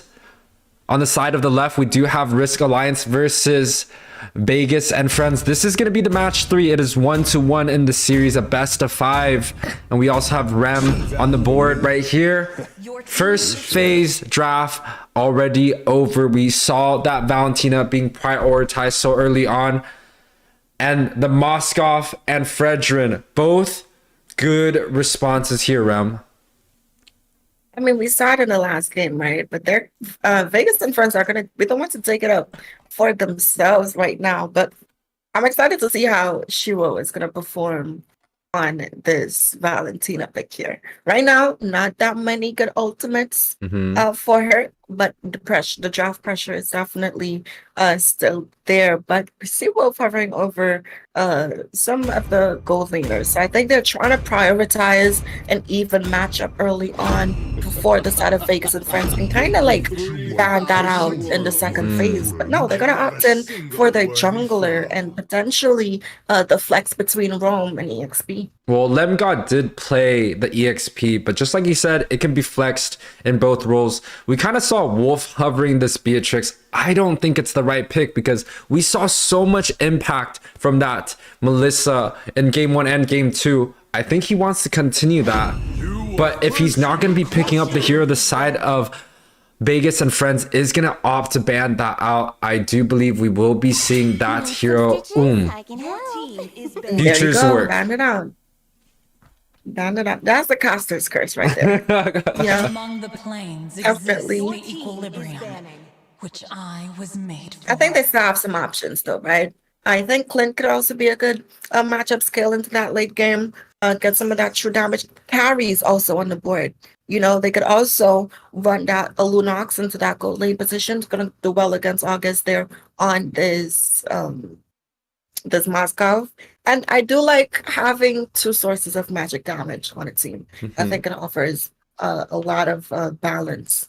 You know, quite the contrary to what some may believe. They think 2 magic dealers is enough, but you need someone that's able to do burst and someone who's also able to do a little bit more of poke and harass. And you have the Valentina for that. So that is also an option. They have options in that gold lane. But the side of Vegas and friends, they need a mage. Who do you think that would be a good mage for them to pick up? We always talk about this mage pick. It seems like they're forcing the side of Vegas and friends onto the Farsa once again. The Farsa hasn't been doing so well. It's been shown so many different times already. Maybe that's just something that they want to put Frey at. It might be something a little bit more uncomfortable. You're talking about 2 magic damage source. I do think the carry is going to be the best pick for Risk Alliance, but the close second is going to be that Lunox, like you were saying. It just does so well against some of these tankier heroes, that Fredrin, and also that Glue that has already been locked in from Vegas and friends here. Absolutely right. In terms of mages for Vegas and friends to pick up, I was thinking they could also opt in for something. Payback. Nope, they're gonna go ahead and secure that Farsa, the even matchup, to go up against it. And you mentioned, we both tackled on options for Wolfie, like the carry, the Lunox. And we're seeing him hovering over this carry. So maybe he's gonna go ahead and lock that in. But look at Seth YUWEI hovering off this Papal. Are we gonna see a Papal roll again? Yes, we are. The Popol comes out. Yes, we are. I love this hero realm. You and I both know I do have a Husky, and Popol and Koopa, they did come out with a Starlight skin that had something similar to my dog. So I do love this pick, but this is kind of an older generation of meta. This is the Popol and Koopa roam did extremely well during the M3 days. I still remember, and during those times we were talking about the Jawhead roam, we're talking about the Sylvana roam. That was the era of Popol. And with the change that came out, basically it just says that the dog is a lot more vulnerable because it just doesn't have that extra health going on. So I'm actually not sure how this is going to work out in their favor. Absolutely right. But speaking of things being in their favor, we're going to see Tiger lock in this Kufra to finalize that draft there for the side of Vegas and friends. Now, YUWEI, I got to throw it to you. Whose draft are you most in favor of looking at the completed thing? Oh, we love getting tossed this question. I was rooting for the side of Vegas and friends. I heard they are a high ranking team, and for me, not only do you have to be good in skill, you also have to have the dedication to play in a 5-man squad. And I feel like the practice makes perfection. I'm going to be on the side of Risk here. I like that Popol and Koopa. I like the Grok on the side. There's a lot of CC coming in, especially early on. But Vegas and friends also has the answer. They have the Fredrin that did so well in game 1 and game 2. And they also have that Glue. Those are 2 heroes, and along with the Moskov. That's 3 heroes that we've seen over and over throughout all these 3 games so far. Absolutely right. And like you mentioned, it's so much that they have going for them. For the side of Risk Alliance right now, again, I want to see how this Popol and Koopa in that low position is going to work. Very nostalgic looking at it. I'm excited to see how it's going to perform, especially against teams of this caliber, which we've been seeing, right? But it is going up against some really good engagement there coming in. So I'm excited. He has some vision as well. So he has some additional utility. So that's going to help them out. So I'm excited to see how this is going to go. Yeah, so the thing about Popol and Koopa against the Kufra, it's a little bit tough for the Popol and Koopa just because he doesn't have a dash. The second that he finds himself in a bad situation within the range of the Kufra, he's going to be hit. But you can already see the harass on the mid side, pushing Frey back away from this little wanderer here. Absolutely right. And as a mid laner myself, when this Popol was Roma's meta, that was my life story. I hated it so much. And we see Freya having some of that pressure being applied, and we have Shiro on this Valentina, an already aggressive mid laner. But speaking of aggression here, we are seeing Seth heavy on the aggression, kind of making it harder for Euphoria, but we do see some engage though coming in from Risk Alliance. Yeah, Seth with the Popol and Koopa, he has that range. A small evade happening on the blue buff, and it does look like Frey did pop that flicker on early. Euphoria dropped extremely low. Grok able to pick up that first blood with the Guardian's Barrier.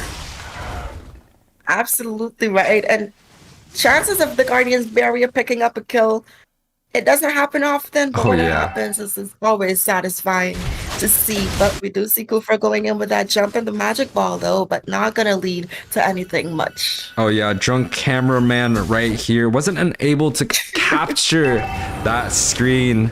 Might just be a low pay grade.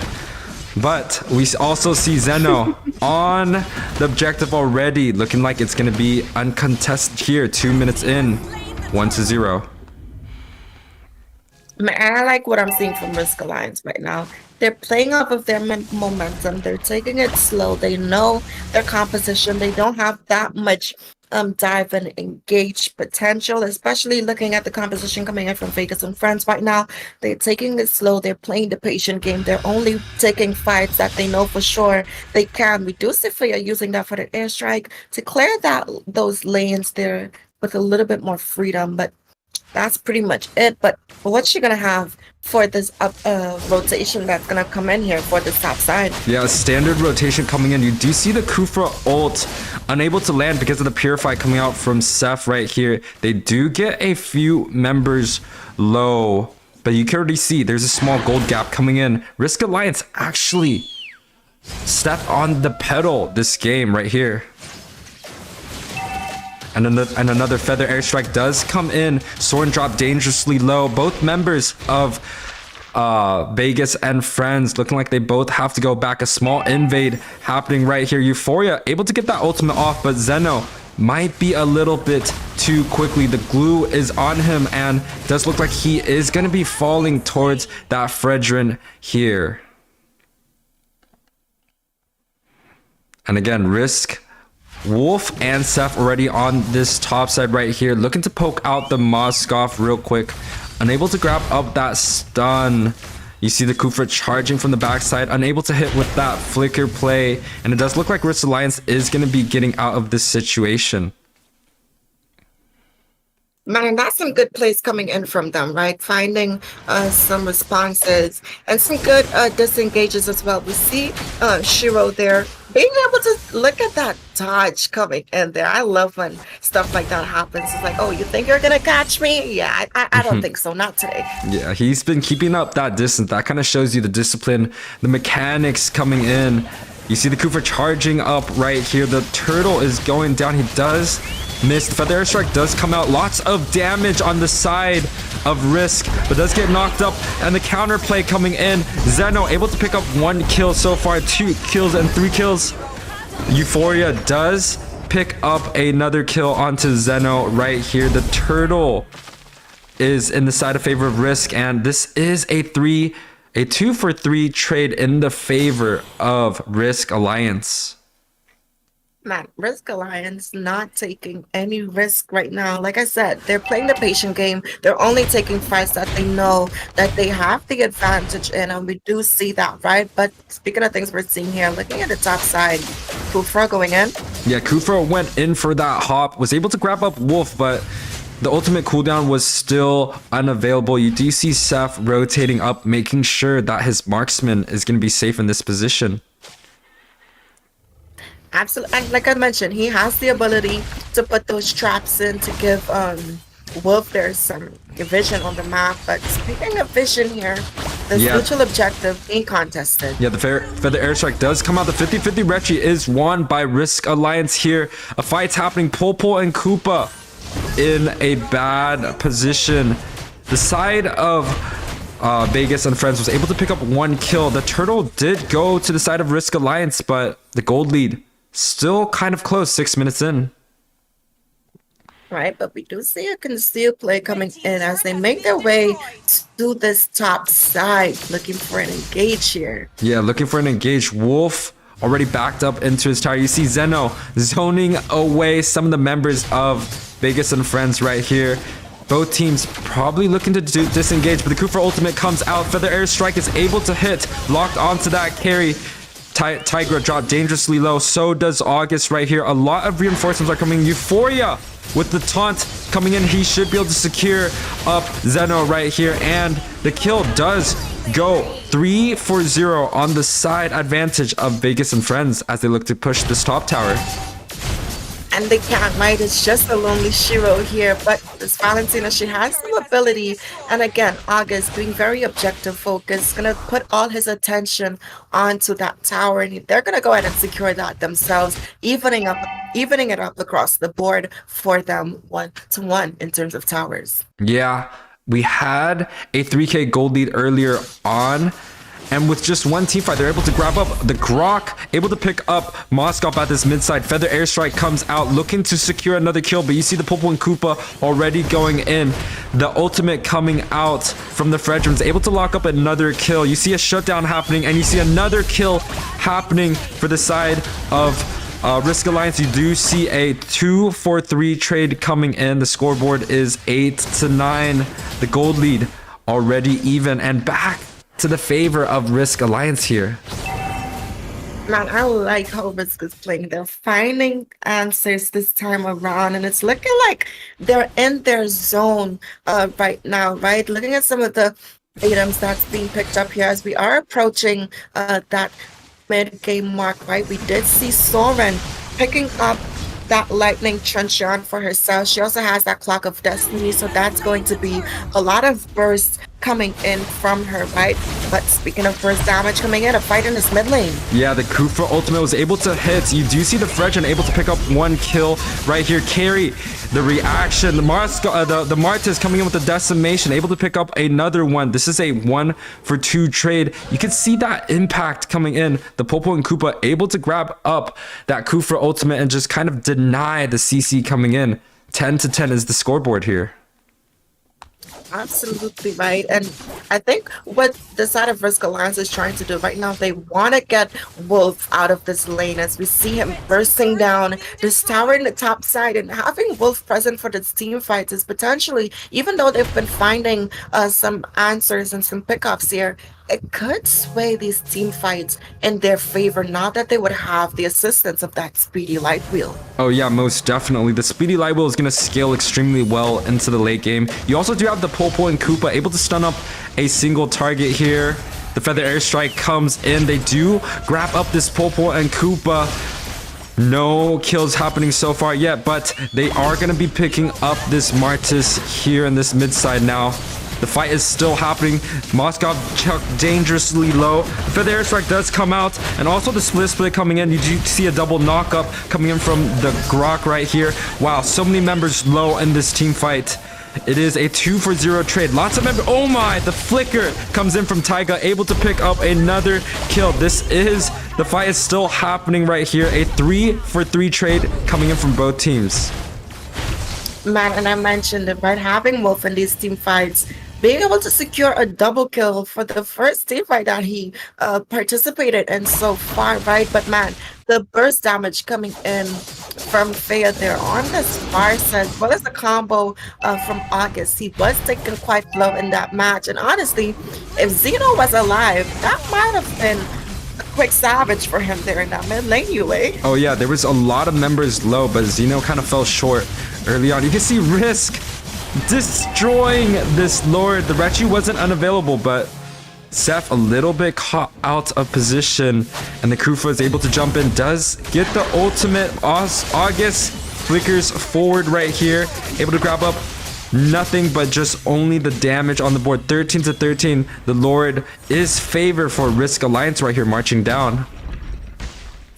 I don't know how I feel about that play, right? Tigra diving in there. Yes, he found the Valentina, but he had no damage dealers close to him.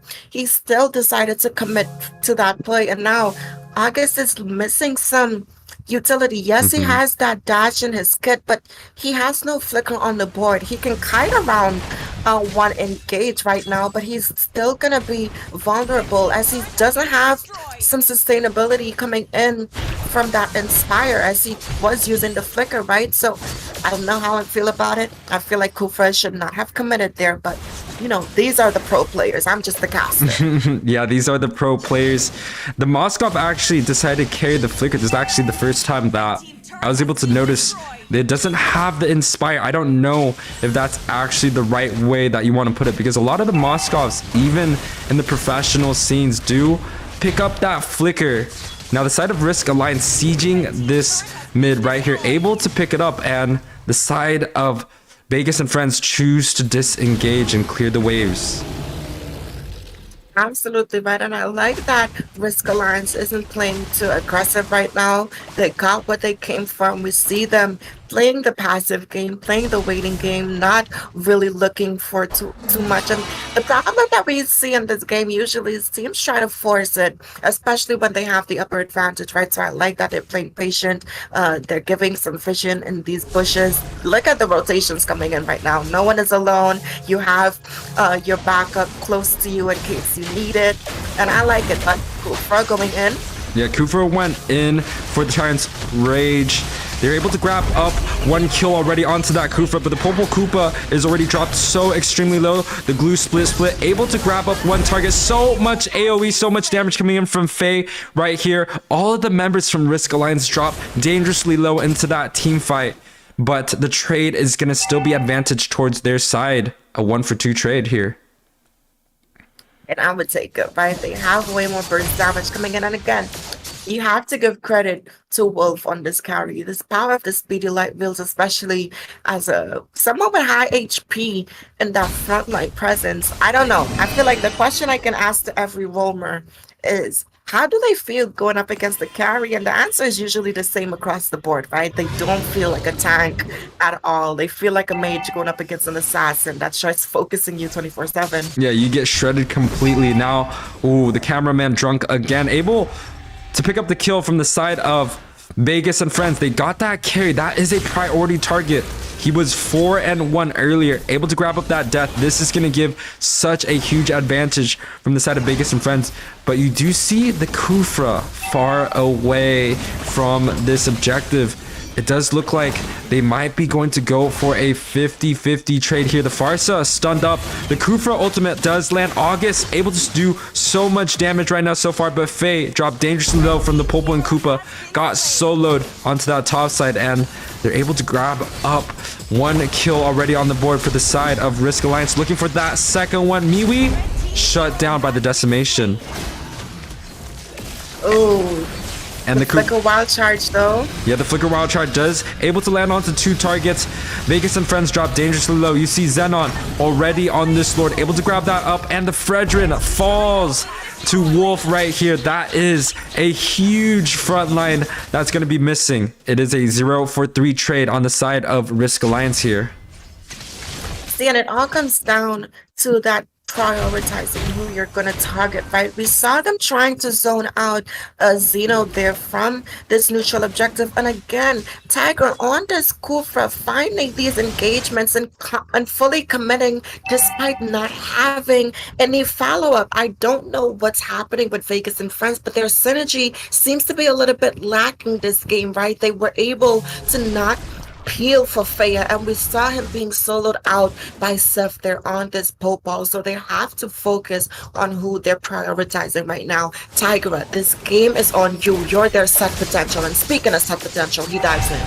Yeah, he dives in there, able to grab up Popo and Koopa with the feather airstrike. That is huge for the side of Vegas and friends right here. The Lord is still marching down. The Grok ult missing a little bit short, but flickers being popped by both sides right here. The Spear of Death, just not that much damage to be able to just chunk down the last member of Lemgods. A 1-for-0 trade in the favor of Risk of Vegas and friends here.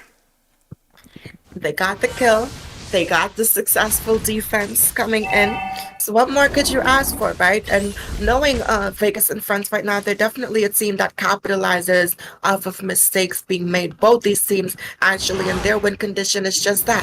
Find some pickoffs. Potentially, once you pick off Seth, it's going to be easier for you to get into that backline. Not only that, it's going to give Faya an easier time landing some of these feathered airstrikes, right? We do know Football has an easy time canceling out that ulti with his crowd control going in. They're also going to be lacking out for some vision there on the map if he goes off, right? So as long as they can find a good pickoff, the team fight is going to steer into their favor. They have August on this mask off. That's a lot of physical damage coming in. You have Faya with the feathered airstrikes as well for that quick burst magic damage as well. So they have options. It's just going to come down Tigra, it's in your hands, buddy. It's in your hands right now. Yeah, I do think the importance of the Krufa ultimate is going to change the shift of the tide right here.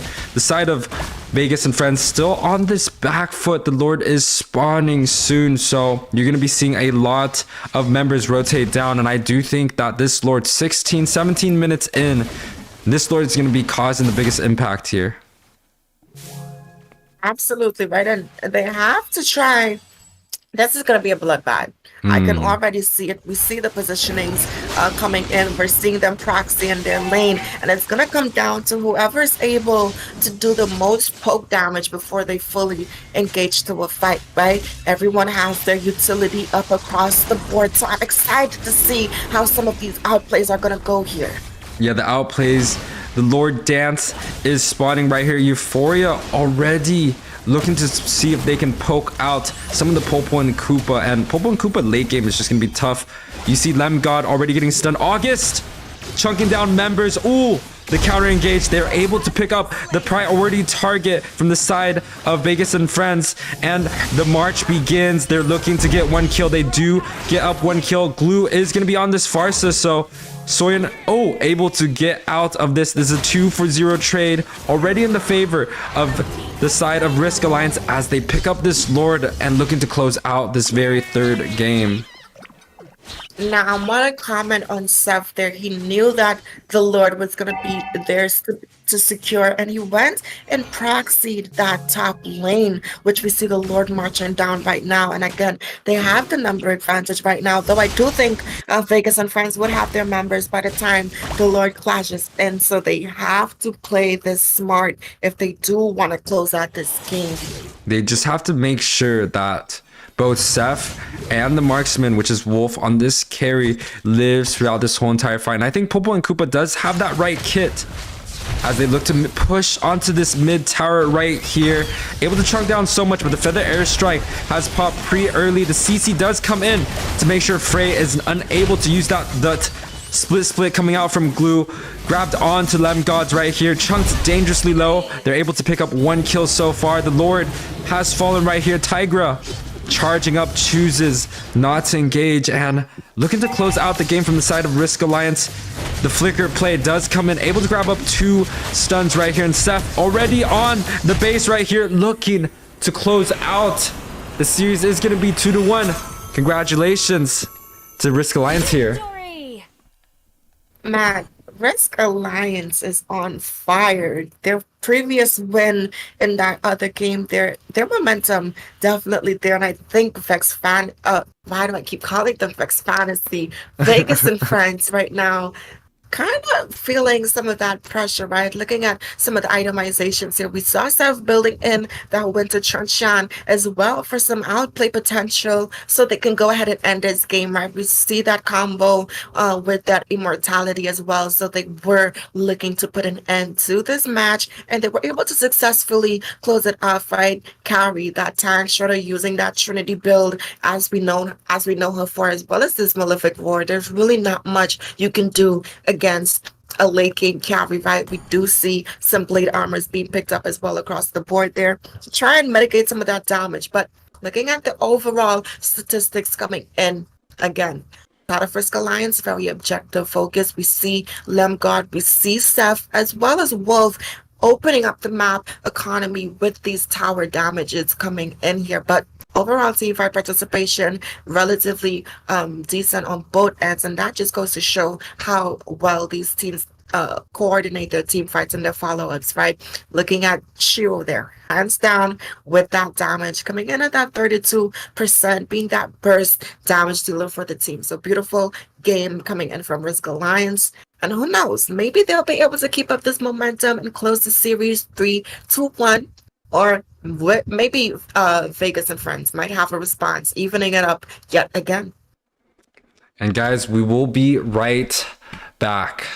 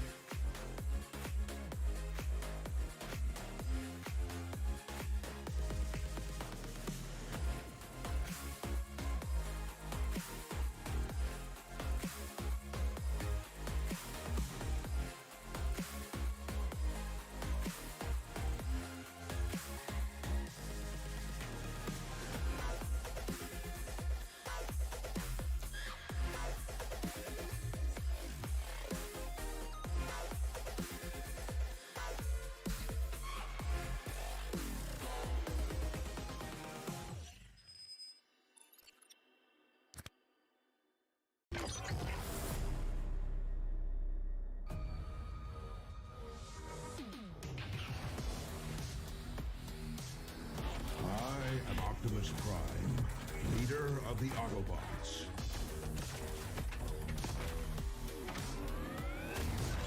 I am Megatron.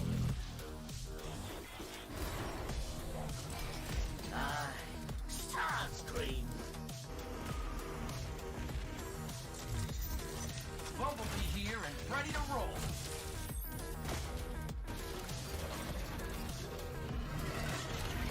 Meet Grimlock's greatest warrior!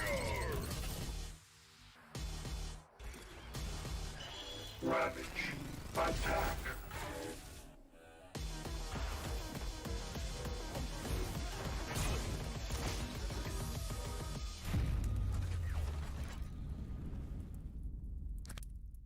What's up, everyone? Welcome to another Hero Revamp Spotlight, this time featuring Minsithar, the Courageous Warrior. Not only has Minsithar been given a new look, but he's also been made into a much more versatile hero. With powerful engagement tools and a direct counter against high-mobility heroes, the fearless Minsithar is a truly formidable presence on the battlefield. Hero Skills. We revamped Minsithar's first skill and ultimate, and completely redesigned his second skill and passive. First skill. Spear of Glory. Minsithar thrusts forward with the Spear of Glory and stuns enemies at the tip of the attack. Minsithar then pulls back his spear after a brief delay, damaging enemies along the way. Prior to the revamp, Spear of Glory only pulled the first enemy hero hit on its way back. The revamped version now pulls all enemy heroes the spear hits on its way back to Minsithar. Second skill. Shield Assault. The new Shield Assault provides Minsithar with enhanced damage and damage reduction. Shield Assault deals damage to enemies in an area and slows them. It no longer shields Minsithar or stuns an enemy, but will instead put Minsithar in the Phalanx state, reducing damage taken from the front and enhancing his basic attacks into rapid strikes that deal AoE damage. Ultimate King's Calling. Minsithar leaps a short distance and calls 4 Royal Guards to form a field around him. The Royal Guards cannot move, but will attack enemies in the field, and their attacks can trigger equipment effects. Enemies within the field will also be slowed. Before the revamp, the field only prevented enemy heroes from using directional blink skills. The new King's Calling now disables all movement skills. Passive skill, Mark of the King.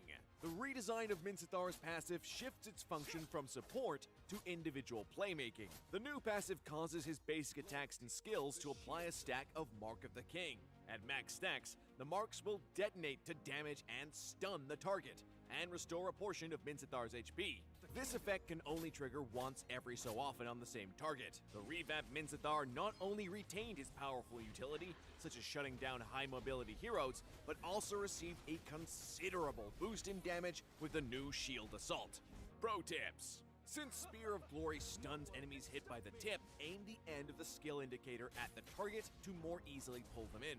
Anticipate when the enemy burst is coming, and use Shield Assault to minimize damage taken. Shield Assault's enhanced basic attacks benefit from attack speed, so Minsithar with a damage build can have incredible bursts in the late game. Target key heroes with King's Calling to cripple their mobility in battle. Combo tips. When laning, use Spear of Glory to pull enemy heroes in, then Shield Assault to slow and cut them down with rapid strikes. In teamfights, try to pull as many enemy heroes as possible with Spear of Glory, then use King's Calling to restrict their movement, and finish with Shield Assault for huge damage. Tactics. Minsithar should focus on farming in the early to mid game. Use Shield Assault to reduce incoming damage or to quickly clear out minion waves. In the late game, Minsithar's crowd control really shines in teamfights. Use King's Calling to strip away the enemy's mobility and Shield Assault for a great burst of damage. We recommend this build, with Demon Hunter's Sword and Corrosion Scythe as Minsithar's core equipment. Demon Hunter's Sword provides much needed lifesteal and attack speed, while Corrosion Scythe adds even more attack speed to really push Shield Assault's damage. Pick the Fighter emblem to boost Minsithar's damage output. For battle spells, Flicker can be a powerful tool in the mid to late game when used with King's Calling to quickly reach and shut down key targets. Petrify is also recommended as an additional CC to maximize Minsithar's damage during Shield Assault. We hope players will have fun with the revamped Minsithar. Until next time, we'll be seeing you in the Land of Dawn.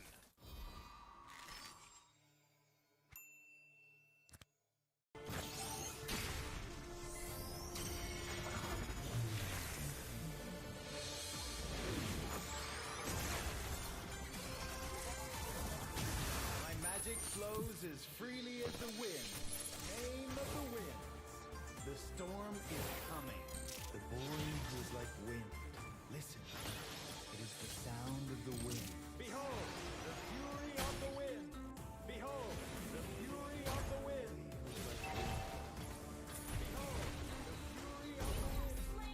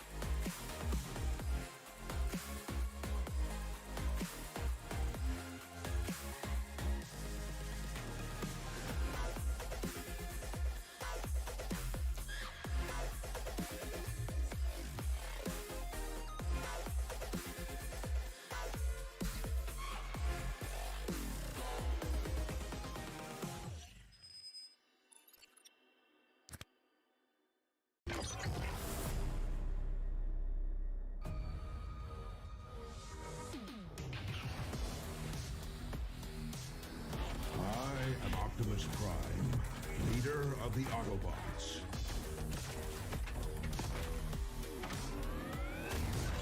I am Megatron.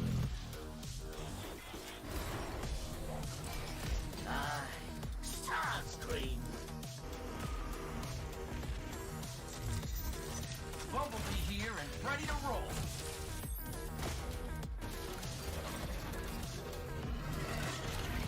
Meet Grimlock's greatest warrior! Ravage, attack!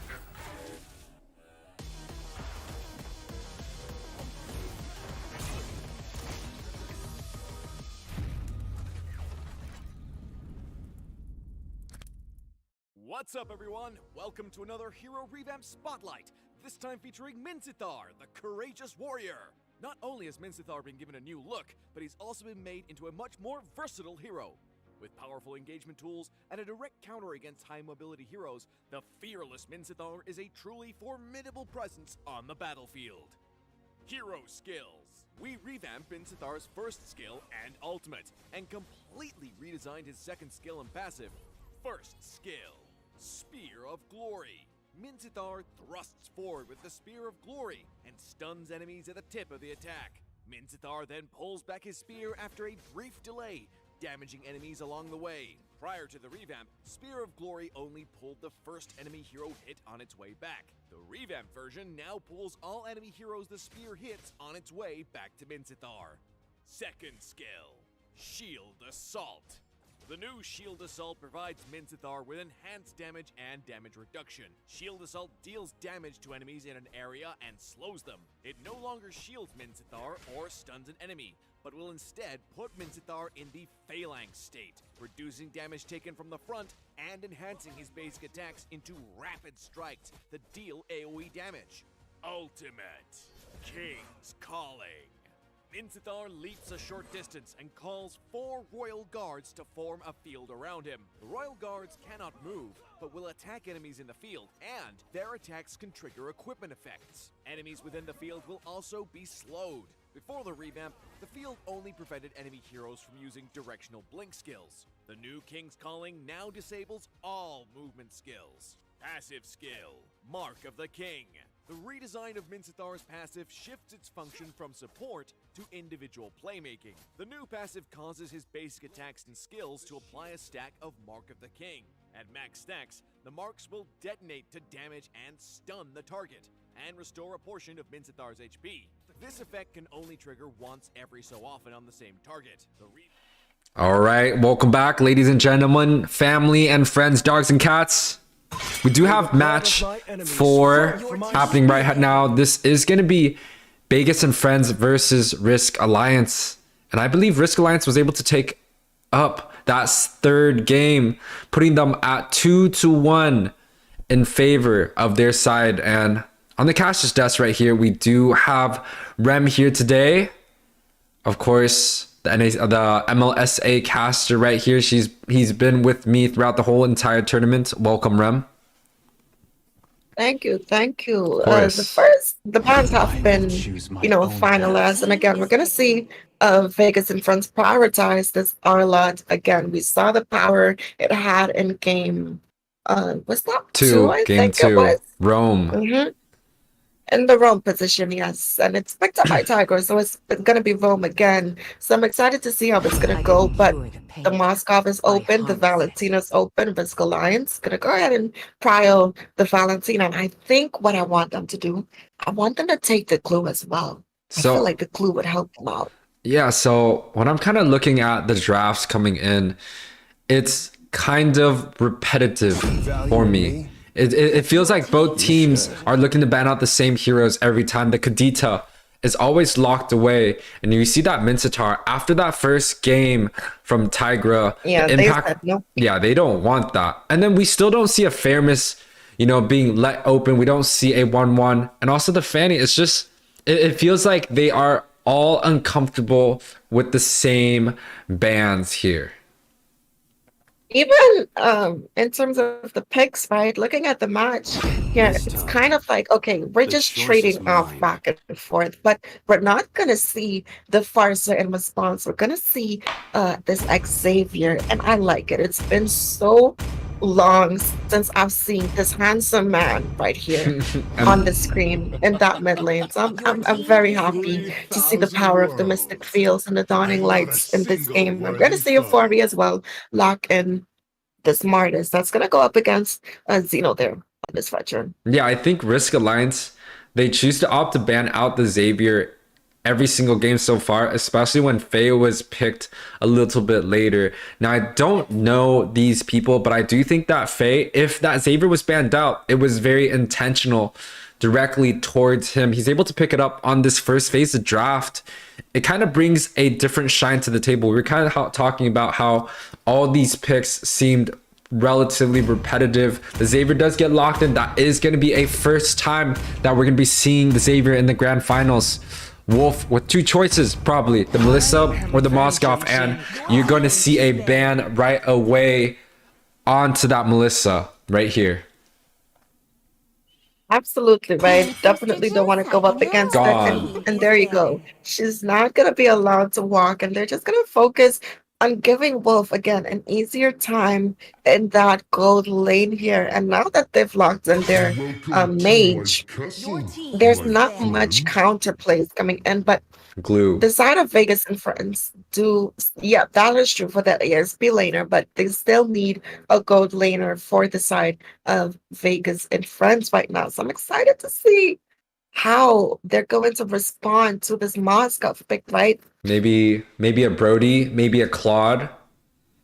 Maybe we will Both of them, see. Yeah, actually. maybe we will see like something like the Lunox, the Harith, the gold lane mage matchup that we kind of see often, relatively often in the North America here. They opt to go for the carry ban. We've seen the carry being picked up a few times already in this tournament. I like that ban, making sure that the front lines of Risk Alliance is going to be protected by the passive, the speedy light wheel that comes out of carry. Absolutely. And I think they banned her out in particular because, like we said, there's a lot of options that Vegas and Friends can put into that gold lane. But what I think Risk Alliance wants to do right now, they have Xeno, a tanky jungler, right? They still need a roamer. And what I've seen is that they don't really go in for that support route. They go for these tanks with some set potential. So if you have a tanky jungle, and then you're going for another actual like tank roamer, as well as get an EXP laner with that sustainability, that carry would just counter all of them basically, right? And they don't want to allow that much freedom into the hands of Vegas and Friends. So I do like that carry ban. And again, see lacking in the Lapu Lapu, a hero with sustainability as well as that high HP pool, as well as that defense, and carry just shreds against them. But we're seeing them hover over another Whoa. true damage beast, that Leslie, and I like it. Getting that, especially with her recent buff, dealing more passive damage there. I like it, YUWEI. Yeah, I do like it also. We haven't seen the Leslie being played in this tournament quite a bit, but we do see the Leslie being picked up from a lot of teams in North America. I like what Risk Alliance is doing though. They are slotting in that roam position at S5, making sure that the draft is going to be completed before they choose to counter. Looking at the response from Vegas right here, they pick up this Edith, they pick up this Leslie right here. Some things that come into my mind, a Lolita, maybe even a Diggy to negate some of the damage that comes out, some of the CC that comes out from Arlot. But they're hovering over this Pole Point Koopa once again here. I like that pick. But in this case, since there is no Kufra, you're going to be going against that Arlot. It might not be the best decision here. Oh, we're seeing him hovering over this Jawhead and this Popo for that role position, and both of them are so nostalgic, right? You mentioned during that M3 era, those were the roamers that we saw, and he's gonna go ahead and lock in this Popo and Coop. And in terms of overall draft, right now I do think it's very even across the board. I'm not too sure which team I favor because I like both drafts. I really like for Jaws, and I'm excited to see how it's going to play out, especially in that early to mid game phase, because that's where it's going to matter the most.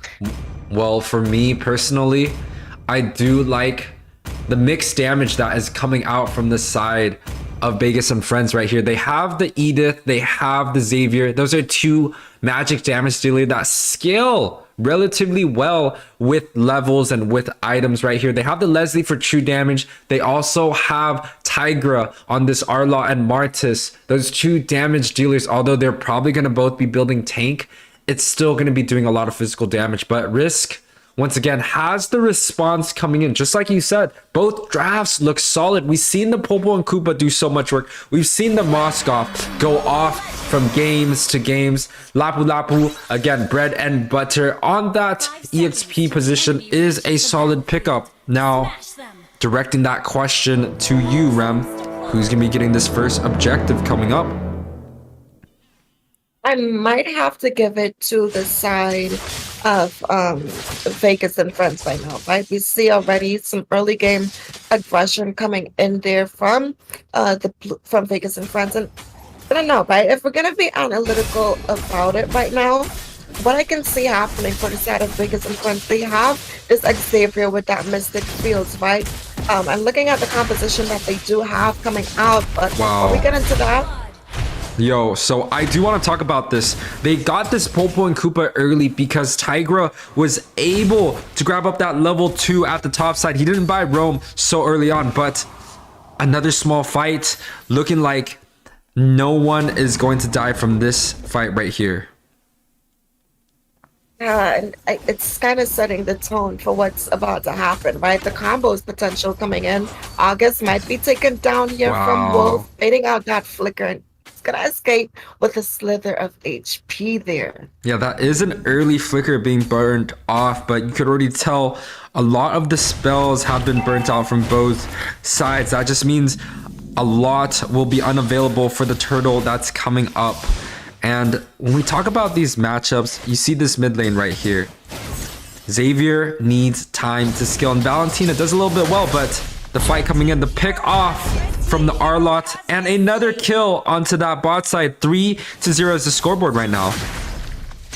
Absolutely right, but we do see the River Spider stance going in. Arlott with the vengeance, the dashes, mobilization coming in from the Mystic Fields there, but look at the damage coming in from Zeno. He has the Appraiser's Wrath, doesn't even need to use it to secure this kill. Another Mystic Fields providing some mobility as well as utility for the side of Vegas and Friends, and they're going to go ahead and take Zeno off of the board, and this should be an easy neutral objective into the favor of Vegas and Friends. Yeah, the Vegas and Friends should be able to pick this up with the retreat coming in.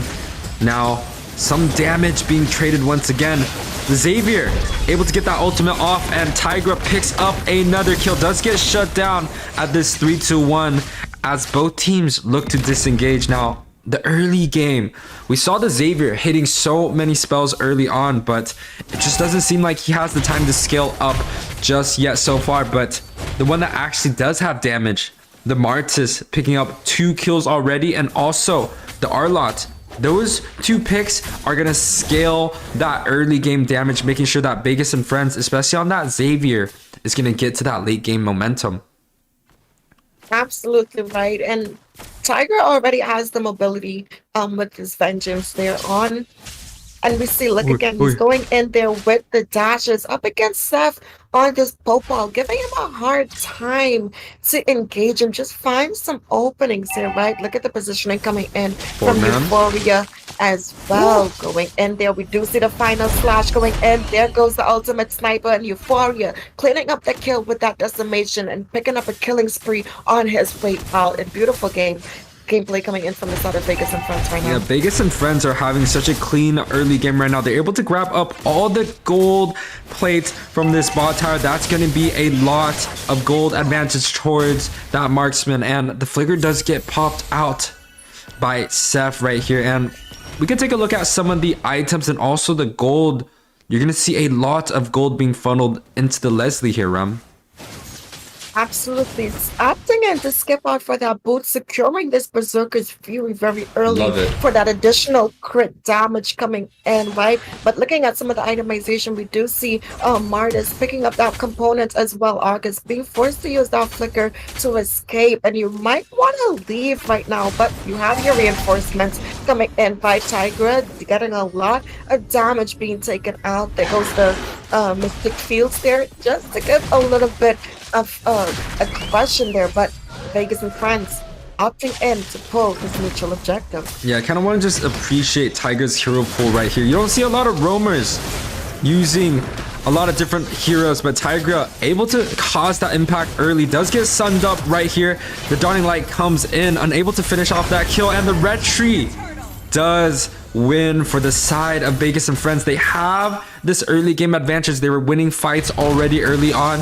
With another turtle coming in from the side of them, it looks like the snowball has already begun. Absolutely right. And it's like both these teams are just trading off their momentum with each other. We're seeing August kind of freezing this lane, denying Wolf some farm there. That's what you want to see, right? Looking at this Leslie right now, Wolf is not having an easy time.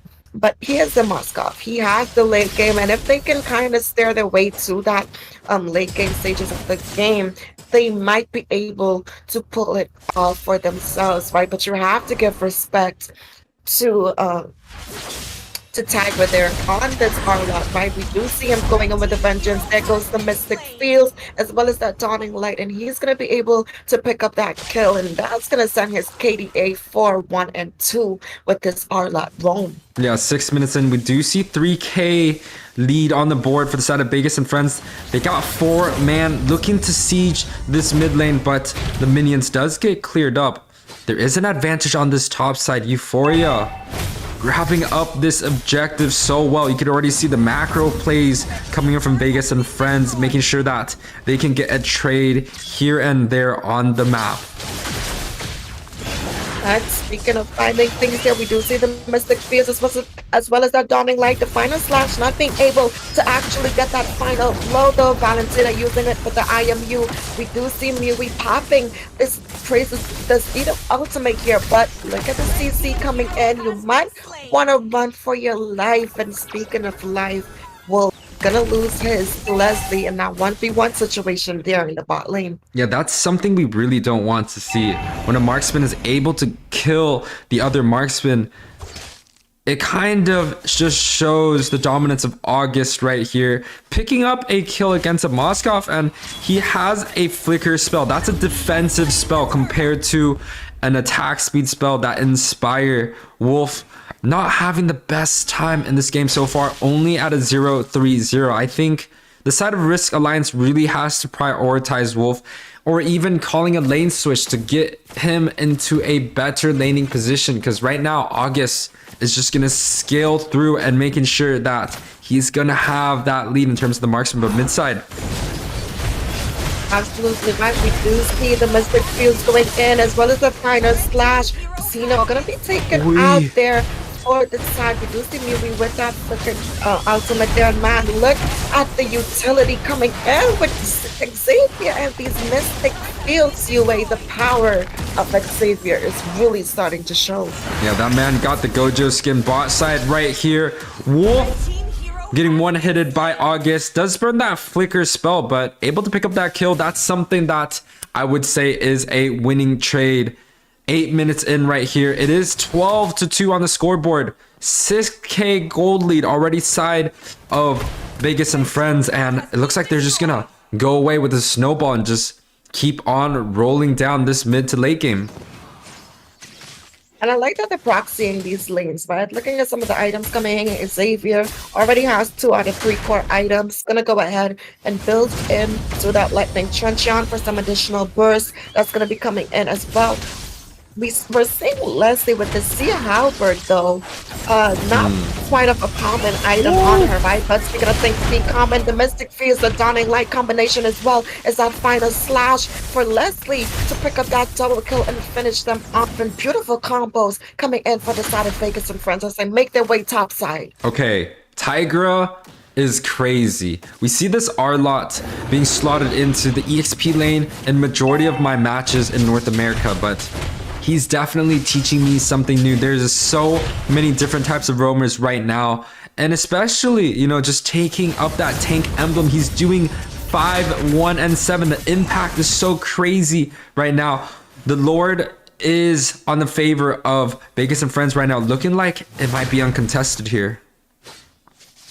Absolutely right, but we're already seeing zoning coming in from YUWEI there in the top lane. We do see the Mystic Fields, the Dawning Light gonna force that flicker out there and almost being able to secure that kill. If only Leslie was up there with that ultimate sniper, that would have been, you know, bye-bye for Lamb God there on this Lapu Lapu. But I still like that they're finding answers. They were able to take that tower, and now they're getting this mid lane ready for this Lord Sinkage. Yeah, Risk right now on the back foot. They really have to group up, try to make sure that they can prioritize the right target. It's gonna be Faye on this Xavier. Dawning Light already shooting preemptively, making sure, ooh, a stun coming in, and the engage. We do see the final slash, but Seth gonna go ahead and have to use that flicker to back off. August with the ultimate snipe. Gonna not be able to find anything there, but it's good enough for that disengage. We see another Dawning Light going in, Arlot going in with that vengeance as well, but it might be too late as the appraiser's wrath was able to take him down. We do see Martis going in with that mortal coils, finding a double kill in his hands, but Frederick also matching up his energy, finding a double kill of his own for the side of Frisk Alliance right now. August might be in a bad position. Look at the damage coming in from that dawning light, gonna force the side of Frisk Alliance to retreat and reset.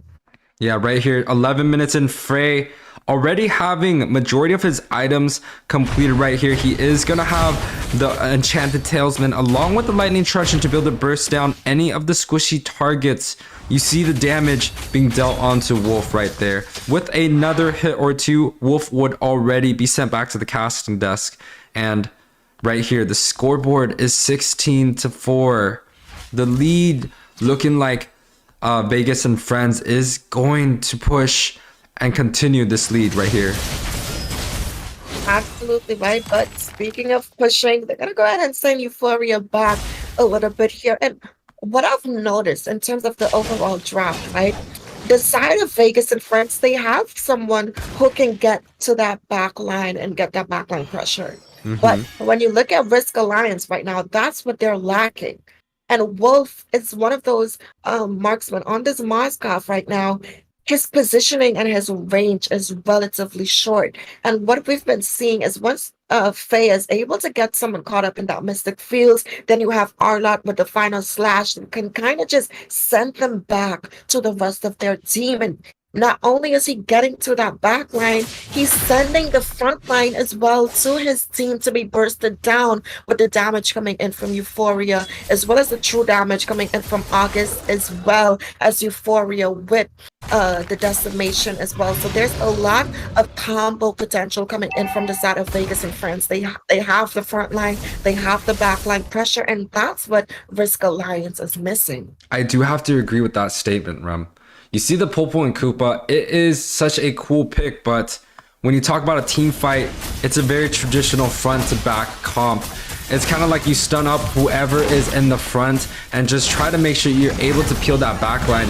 But the Arlott, just like what you're saying, the assassin route on this roam position, able to displace so many of the targets in an AoE cone fashion. And, you know, that Arlott is just kind of making sure that the Popo isn't going to be doing so much damage. You could also see that there is no assassin on the side of Risk Alliance, and that might be the reason why their comp just looks very heavy, very a traditional front to back comp. Maybe Lemgod on this Lapu Lapu is able to zone away a few of the members. Maybe he can get to Faye and get to August right here, as both of those damage dealers have 0 deaths on the board.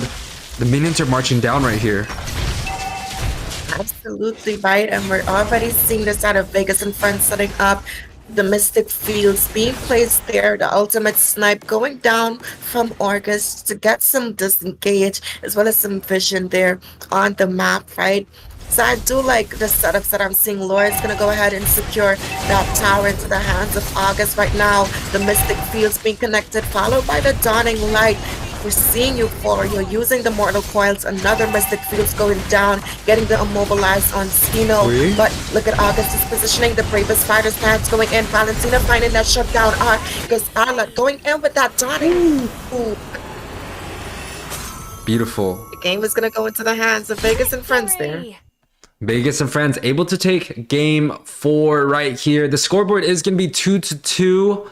14-minute game. The scoreboard is 20-5. Tigra 5-2-11, holding up that MVP slot in the roam position. This is something I gotta learn, Rem. I play roam myself. I've never seen an Arlott. He has been doing so well early game every single match. Also backed up with a really good mage, Frey. We kind of doubted the Xavier pick a little bit. For me, you know, it's not the best mages available. We talk about the Valentina being highly prioritized. We talk about the Farsa, the Eve, the Faramis. But Frey is showing us a completely different type of mage right here, able to scale well into the late game. Euphoria also a perfect game at that 5-0-5 here. Now, some of the stats coming up on the board, a lot of even stats across, right? Absolutely right. We do see, in terms of, again, Vegas and Friends playing the objective game in terms of that tower. We see them prioritizing towers overall and only finding these pickups where necessary, right? We do see a lot of team fight participation coming in from that Roamer and that mid laner. Their synergy is just there, man. Seeing the combos coming in with the dark, with the Mystic Fields, and then the final slash coming in from Tiger there.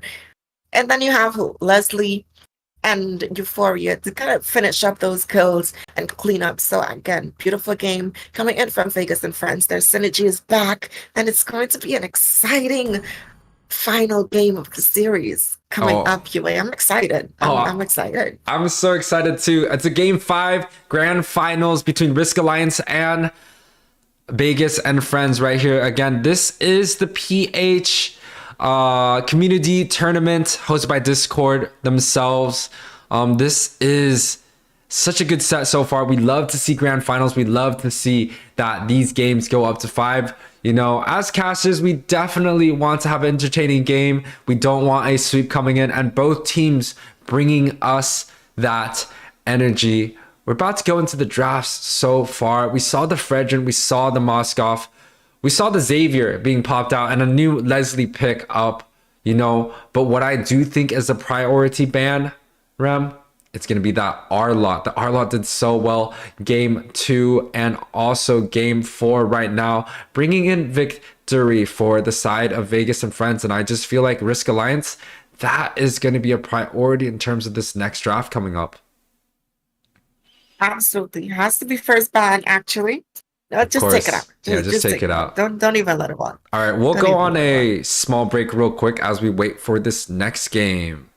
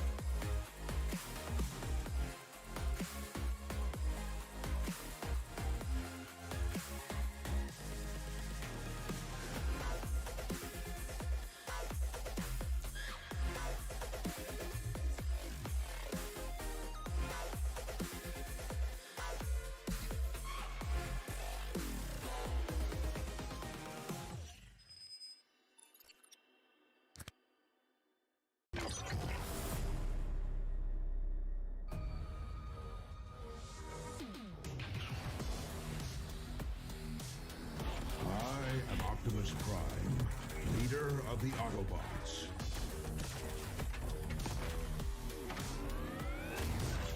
I am Megatron.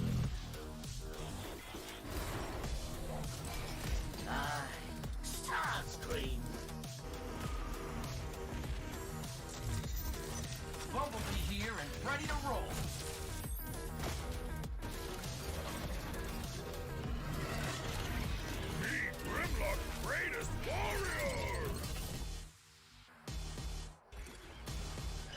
Ravage. Attack.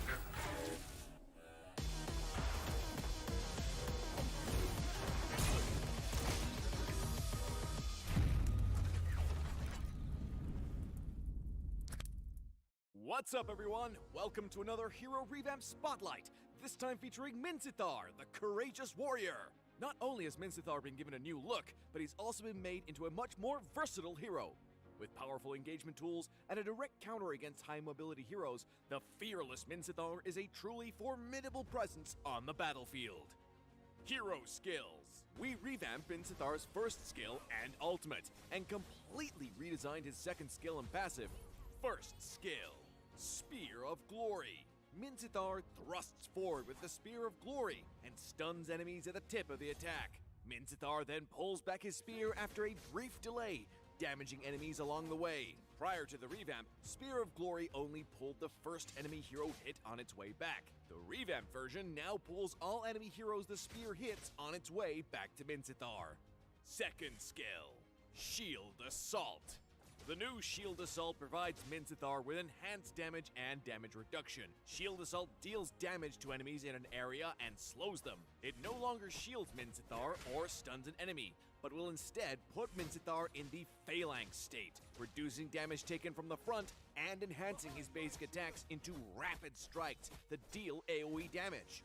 Ultimate King's Calling.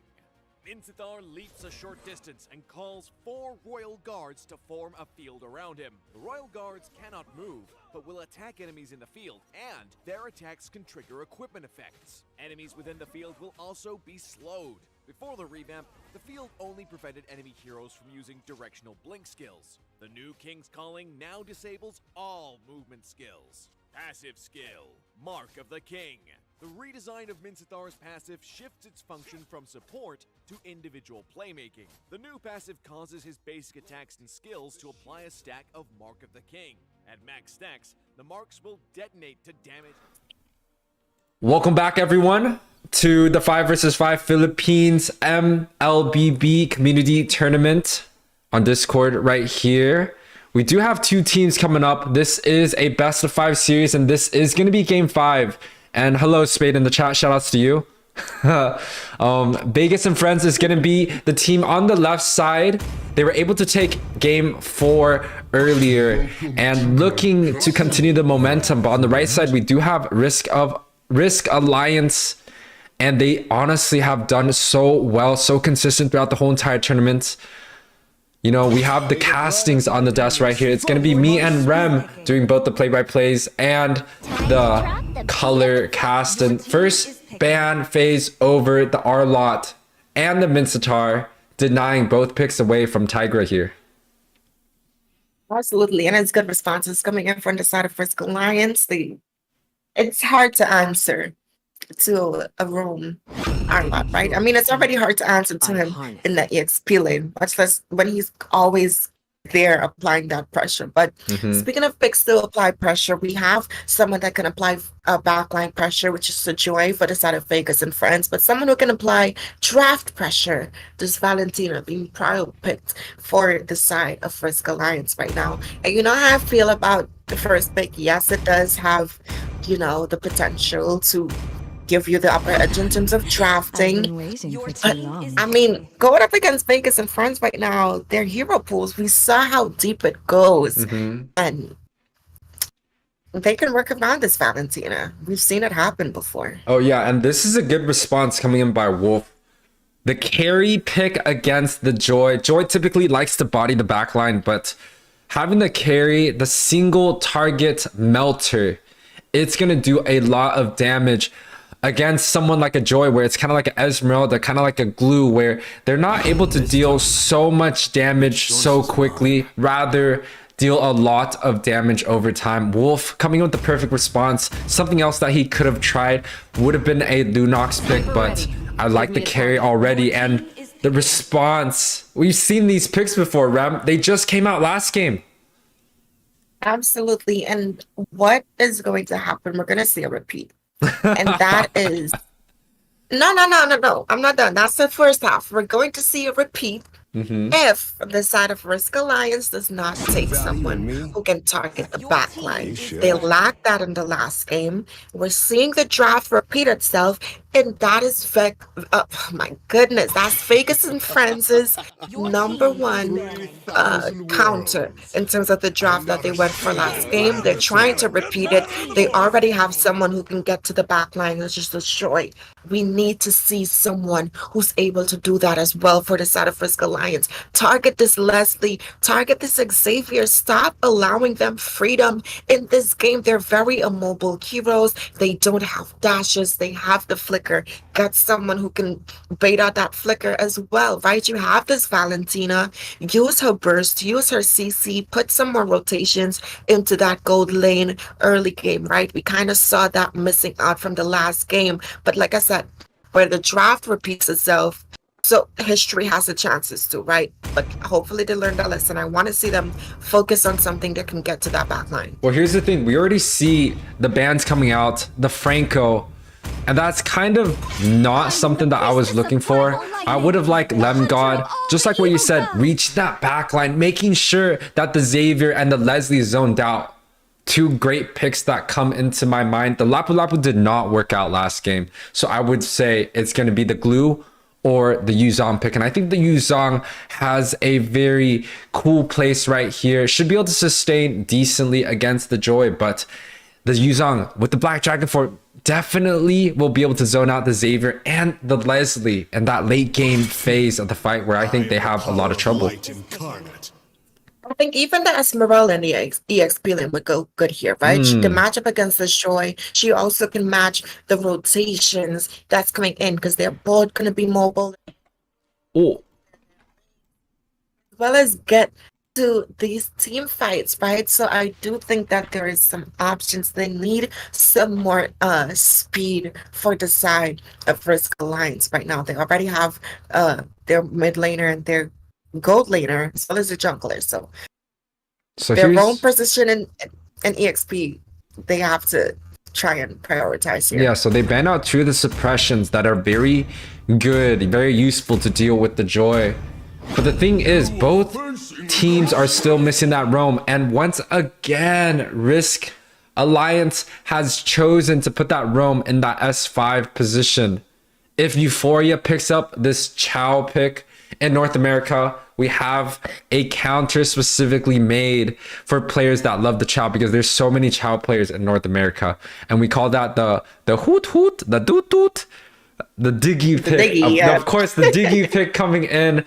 But it does look like Euphoria is opting to go for something else. Tigra, we've seen him MVP in the tank position. I wonder what he's going to be picking up as they finalize their draft here.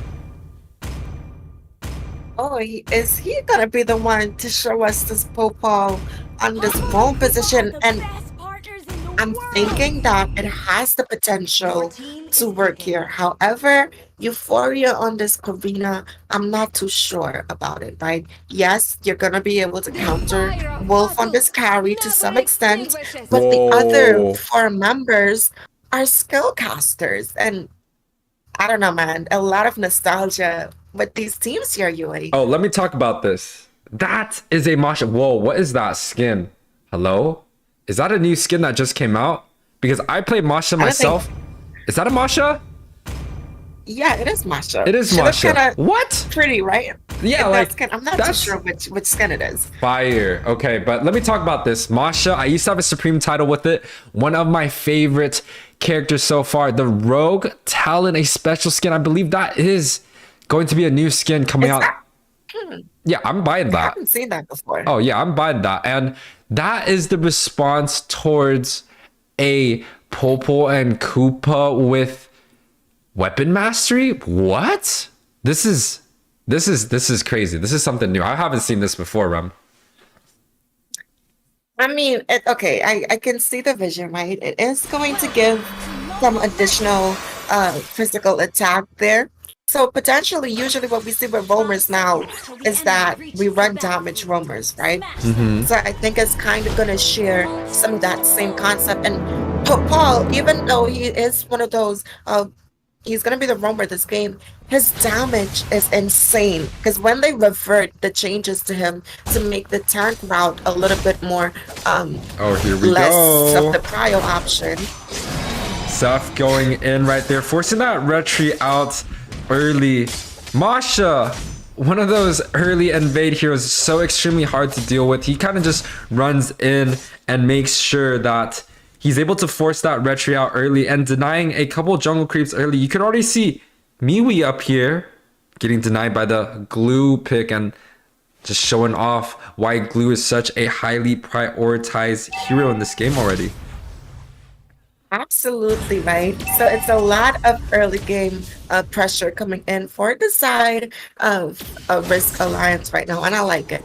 I like what I'm seeing so far. Again, very passive game, but Joy gonna be taken off, and that's gonna be first blood into the hands of Lemgod there in the top lane. But looking at his mid lane here, Karina gonna go ahead and secure this kill against that Fredrin. Don't mobilize still coming in from this pool ball, gonna force out that flicker, but Karina's on the chase and Euphoria is gonna go ahead and take up that double kill, and that is what you want for your jungler in this early stages of the match. Yeah, well done rotation coming in from Euphoria, able to grab up that level 4 early on, using the Shadow Assault to make sure he's able to grab up 2 of those last hits on those kills. You could already see there is a 500 gold gap in between the teams, and 2 minutes in, it is really not that much, but it can lead to a snowball out of control. You do see the turtle being spawned up. Fredrin already on that top side, looking to grab up some good position here. Absolutely right, but look at Euphoria already going in to pull this turtle. He does have the level advantage over Xeno there, but we do see Euphoria in the line there. Gonna go ahead, Blue forced to use that split, but it's not really gonna connect. We see the electrifying beats being connected as well. There goes Xeno going in, and the Princess Wrath is gonna find that kill though, but look at Euphoria. It's gonna go use that Shadow Assault. That is another electrifying beast. A killing spree going into the hands of Euphoria again, and Hopeball securing another kill, and that's gonna be fight into the favor of Bhiegas and friends. Yeah, a small snowball lead coming in from Bhiegas and friends, but you could already still see the gold lead is still not too much. It's not really a one-sided game so far. But again, once again, I want to focus on both teams' roamer right here. I'm curious to see what kind of Popo build he opts to go for, and it does look like he is going to go for a damage route, and that is something a little bit more rare for me to see with the Masha being available right here. If there is no front line to tank the Masha ult, I believe you're gonna see this Masha scale into a monster where it's so hard to deal with. What do you mean there's no front line? You can't cancel Cooper out like that. Put some respect on Cooper. YUWEI, but we do see that dawning light being popped out there. Wolf trying to deal some damage. We do see the ultimate sniper. It's gonna connect to Seth, and he's just gonna tank those bullets. He said, "I'm Bruno Mars, you know. I'll take a gun for you there." You see Seth rushing in there, but it might be at his own cost. Forced to use that sprint to kind of disengage there, and that's gonna be the end of that little clash there in the bot lane. Yeah, they did force the Masha back home. Wolf also chunked relatively low, but you do see Zeno right here able to help with the defense on the bot tower. Euphoria already sitting out this 3-0-1, looking really, really scary, trying to bully as much as he can, because definitely with the Karina on the board, the early game is going to belong to him. Absolutely right. So I like what I'm seeing so far from the side of Bhiegas and friends. They know this is the last game. They have a lot on the line, and look at the damage coming in there from Seth on this Masha pick. Yeah, the Masha pick kind of already going off a little bit. It is one of those heroes that you can build tank and do well. Now, Miyu getting caught out. The vengeance is popped, but the glue is able to secure that kill. That's the power of that split, being able to grab onto an opponent and just denying a lot of the mobility. Absolutely right. But again, we see glue going in. We are angry has been caught by a Popo, but Yusuf coming in from the backside. Now it's going to kill. Using a Kaiser picking up the turtle. Shutdown coming from Seth, but Dawning Light coming in from the backside from Fire is going to go ahead and take a kill off the board. Yo, good morning, Eunice. Good morning. You good? Another kill. And a kill has been picked up on that bot side. Yeah, Wolf able to grab up that kill on the bot side. We've seen kills being dropped off onto that marksman lane early on. That is not something we like to see so far. Most of the times, these gold laners, they like to play a little bit more passive, making sure that they can farm up. Rem, 1k gold lead. Back onto Risk's side. You already saw that the side of Bhiegas and friends had that goal lead, but the tide's looking like they are going to turn at the 6-minute mark. And they're fighting back, right? We already see Wolf being able to secure that golden staff. And once Carrie starts the skill, especially going up against this full damage team, she's going to start melting them down. We already see some good zoning coming in from Lemgod, and I mentioned they were missing out on that backline pressure and focusing there. And now they have Seth on the Masha as well as Clue, right? So I do like that they have answers for it right now. We also see that lane swap coming in for the side of Risk Alliance, and they're going to go ahead and push this tower uncontested. Yeah, they grab up this tower uncontested right here. And the turtle's coming up in 25 seconds. 7 minutes in, I believe the majority of Risk is going to be heading into that turtle position. August with a little bit of a pre-fire here. You see YUWEI about to be turned by Pulver, but looks like going to go and stop a Mystic Field. A little bit chip damage. We're going to go ahead and proxy this Minsithar instead. Man, the economy is coming in. Oh, that dawning light there, but Popol securing that kill. Mystic Field doing a little bit of chip damage in the midst of it. Look at Joy coming through, electrifying beats in the backside. Valentina is put in a different situation. Gonna be taken off the board, and that is 2 members right now being taken off. And that's not something you want to see, especially in the mid skirmish after a mid turret has been traded. But look at Xenokaze doing a little bit of damage on Euphoria, but she is able to get out with those very strong steel blades. Rum, you were talking about the dives coming in earlier. You see that, Joy? You see that, Karina? That's the dive that I think we're looking for. Absolutely right. And I mean, Risk Alliance, they do have on their own. We saw them being able to execute it as well, right? So they're not giving everything up for free. They're finding trades this time around, and looking at the kill board, it's 6-6, and the goal lead only 1k ahead right now, right? If we look at some of the items, we're already seeing some core items being picked up. We're seeing Joy actually opted for that dominance ice, and I like it. Cut some of the sustainability, but speaking of things being cut here, Xeno, there's some poke damage being done to him there in the smooth side. Yeah, some damage is being done towards Xeno, but he's able to sustain. He is opting to go for that tank build. You talk about the dominance ice. There was a change coming up, but Popol. YUWEI being popped in as Kate, dropping it down a little bit low. Not something we want to keep our eyes focused on, but I think that was a little bit of a skirmish there. But might just get caught out here by Valentina. But I am using to go ahead and copy that electrifying beats instead. No, Zeno does say go away right there. Doesn't have that ultimate available for him, but does use his voice to make sure that the opponents know to go away. Rem, top side right here, looking to siege once again, right? Absolutely, and they have the number advantage. It's just me here alone, but at the end of the day, it is a joy. We should be able to proxy this lane. But we do see We Are Angry being popped in. Not a secure kill. We do see Praise Wrath going down in by Frederick. Euphoria getting caught out and taunted once again on that turret. It's not more so go away. It's more so We Are Angry. But electrifying beats popped in by Valentina. Looks like there's 2 joys up on the board.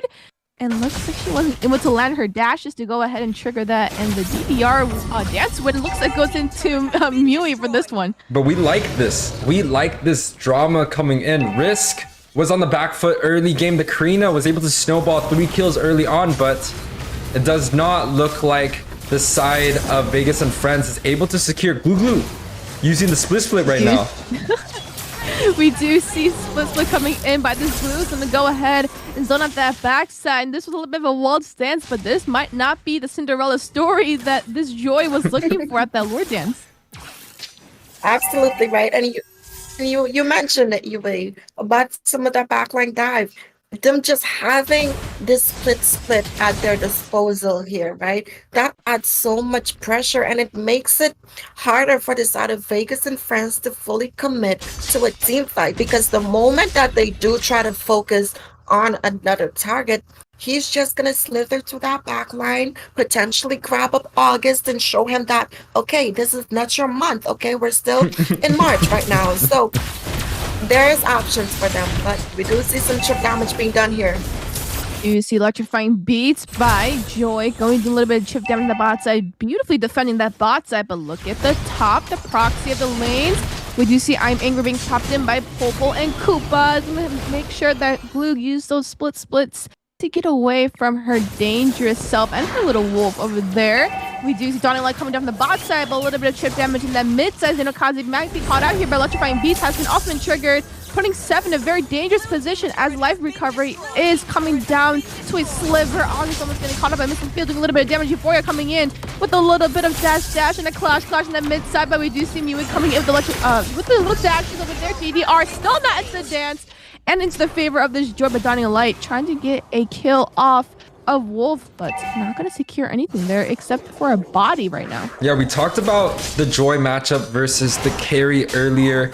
In the draft phase, the Carry, one of those heroes that does a lot of damage onto a single target. And when Joy dashes in, she puts herself in a situation where she's going to be singled out by the Carry every single fight there.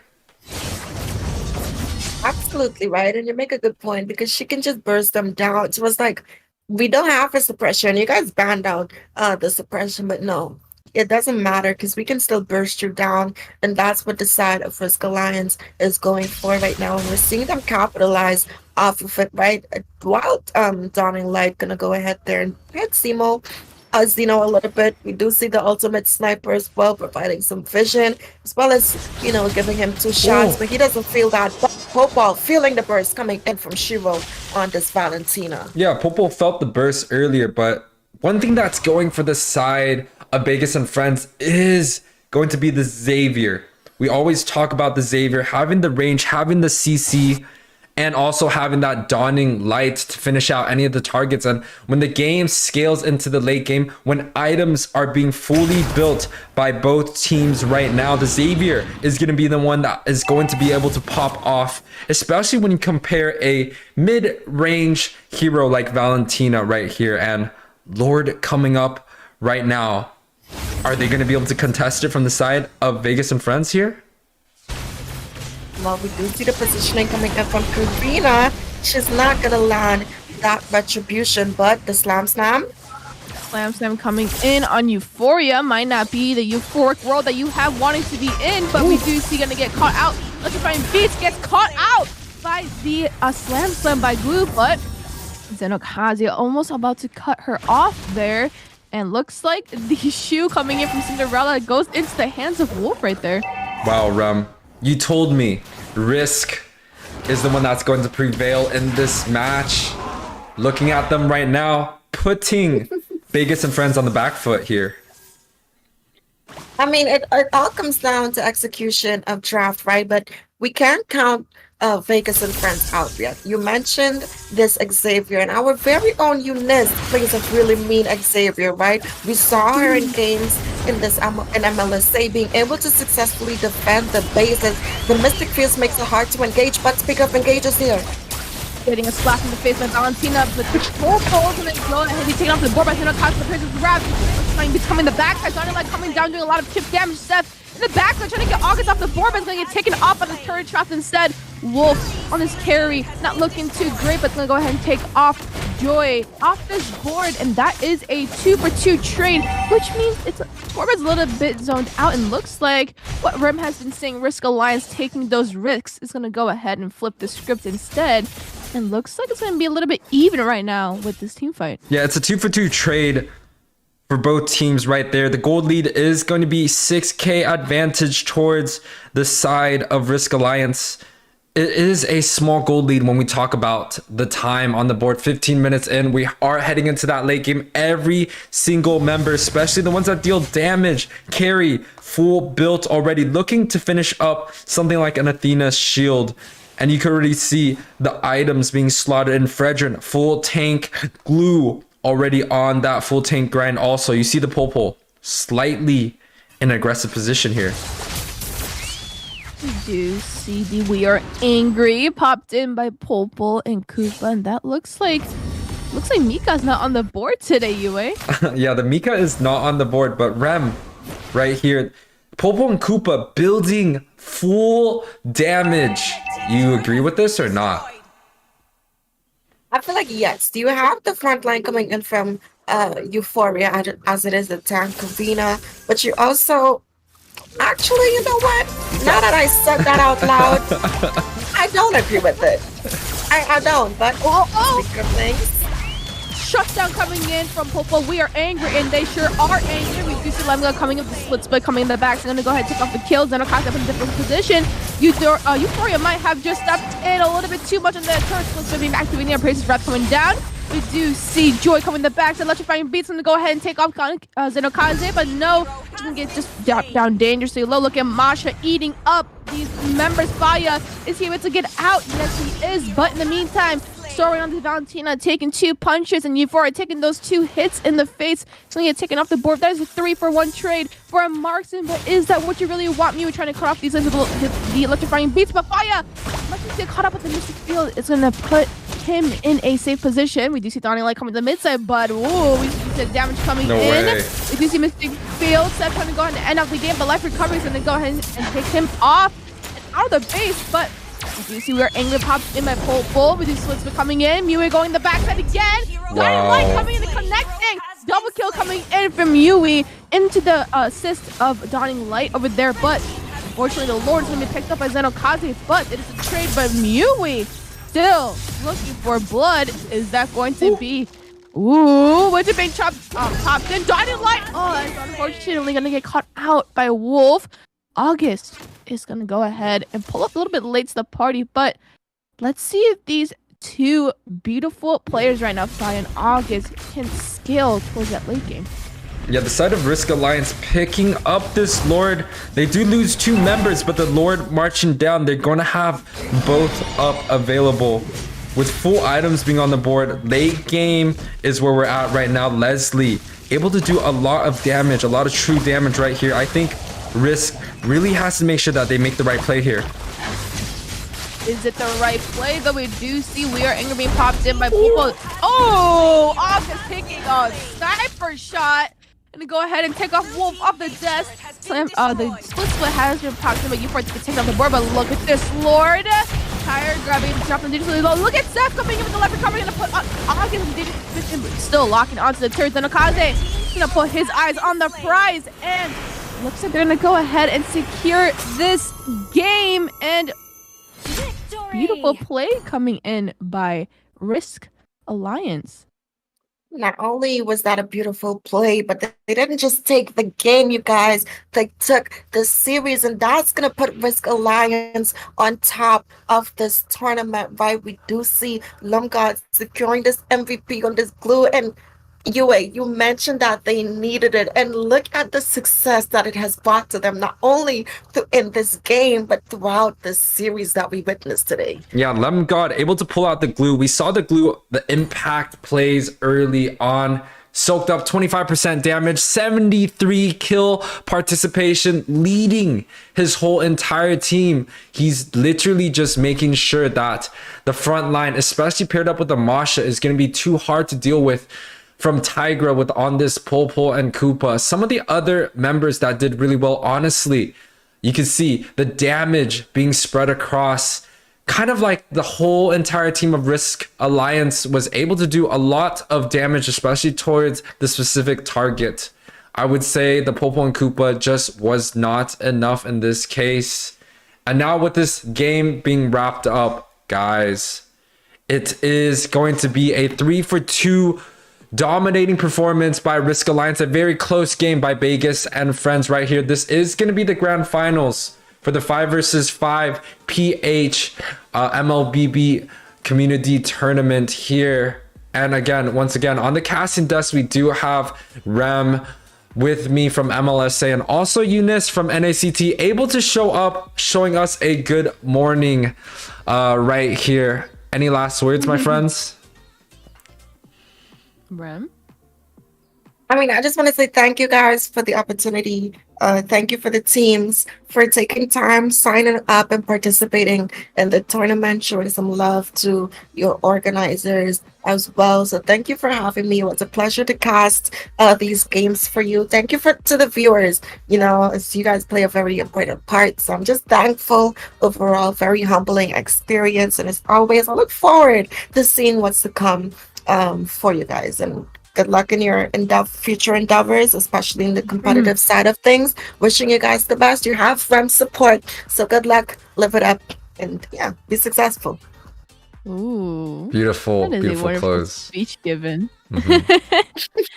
I might have jumped in a little bit late. I did come in for that last little skirmishes and a little bit of that hype train over there, but I do hope that you guys had one of those good games. It is early in the morning for us, so we might have not had the best of energy in the morning, but we want to give you guys the best casting possible. Thank you guys so much for supporting each and every one of us, especially to our friend YUWEI over here being up early in the morning hosting these PH tournaments, and Ram coming in with the beautiful casting and some funny pocket picks of phrases in this early morning of dawn.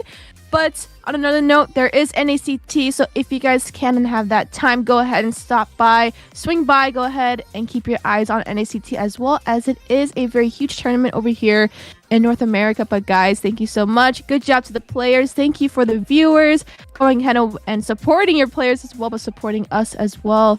And thank you for letting us host the tournament to the staff that has contacted us throughout the entire series. Yeah, we have a small shout out to Spade, of course, for letting the MLSA host this tournament. And of course, shout out to MLSA, of course, for raising us kids here. And of course, the NACT broadcast. We do have the regular season happening right now, so make sure to come out and support us. There's going to be a lot of votings coming up, so make sure you don't miss any of these opportunities. I do have a Discord server for you guys to join if you guys are looking for some events, for some current newses, and also keeping up with some of the North American leagues right here now. It is time for us to sign out. Thank you guys so much for watching the stream. Thank you, the mods, for moderating this match and inviting us for such a smooth sailing operation. We will see you guys once again. Peace out.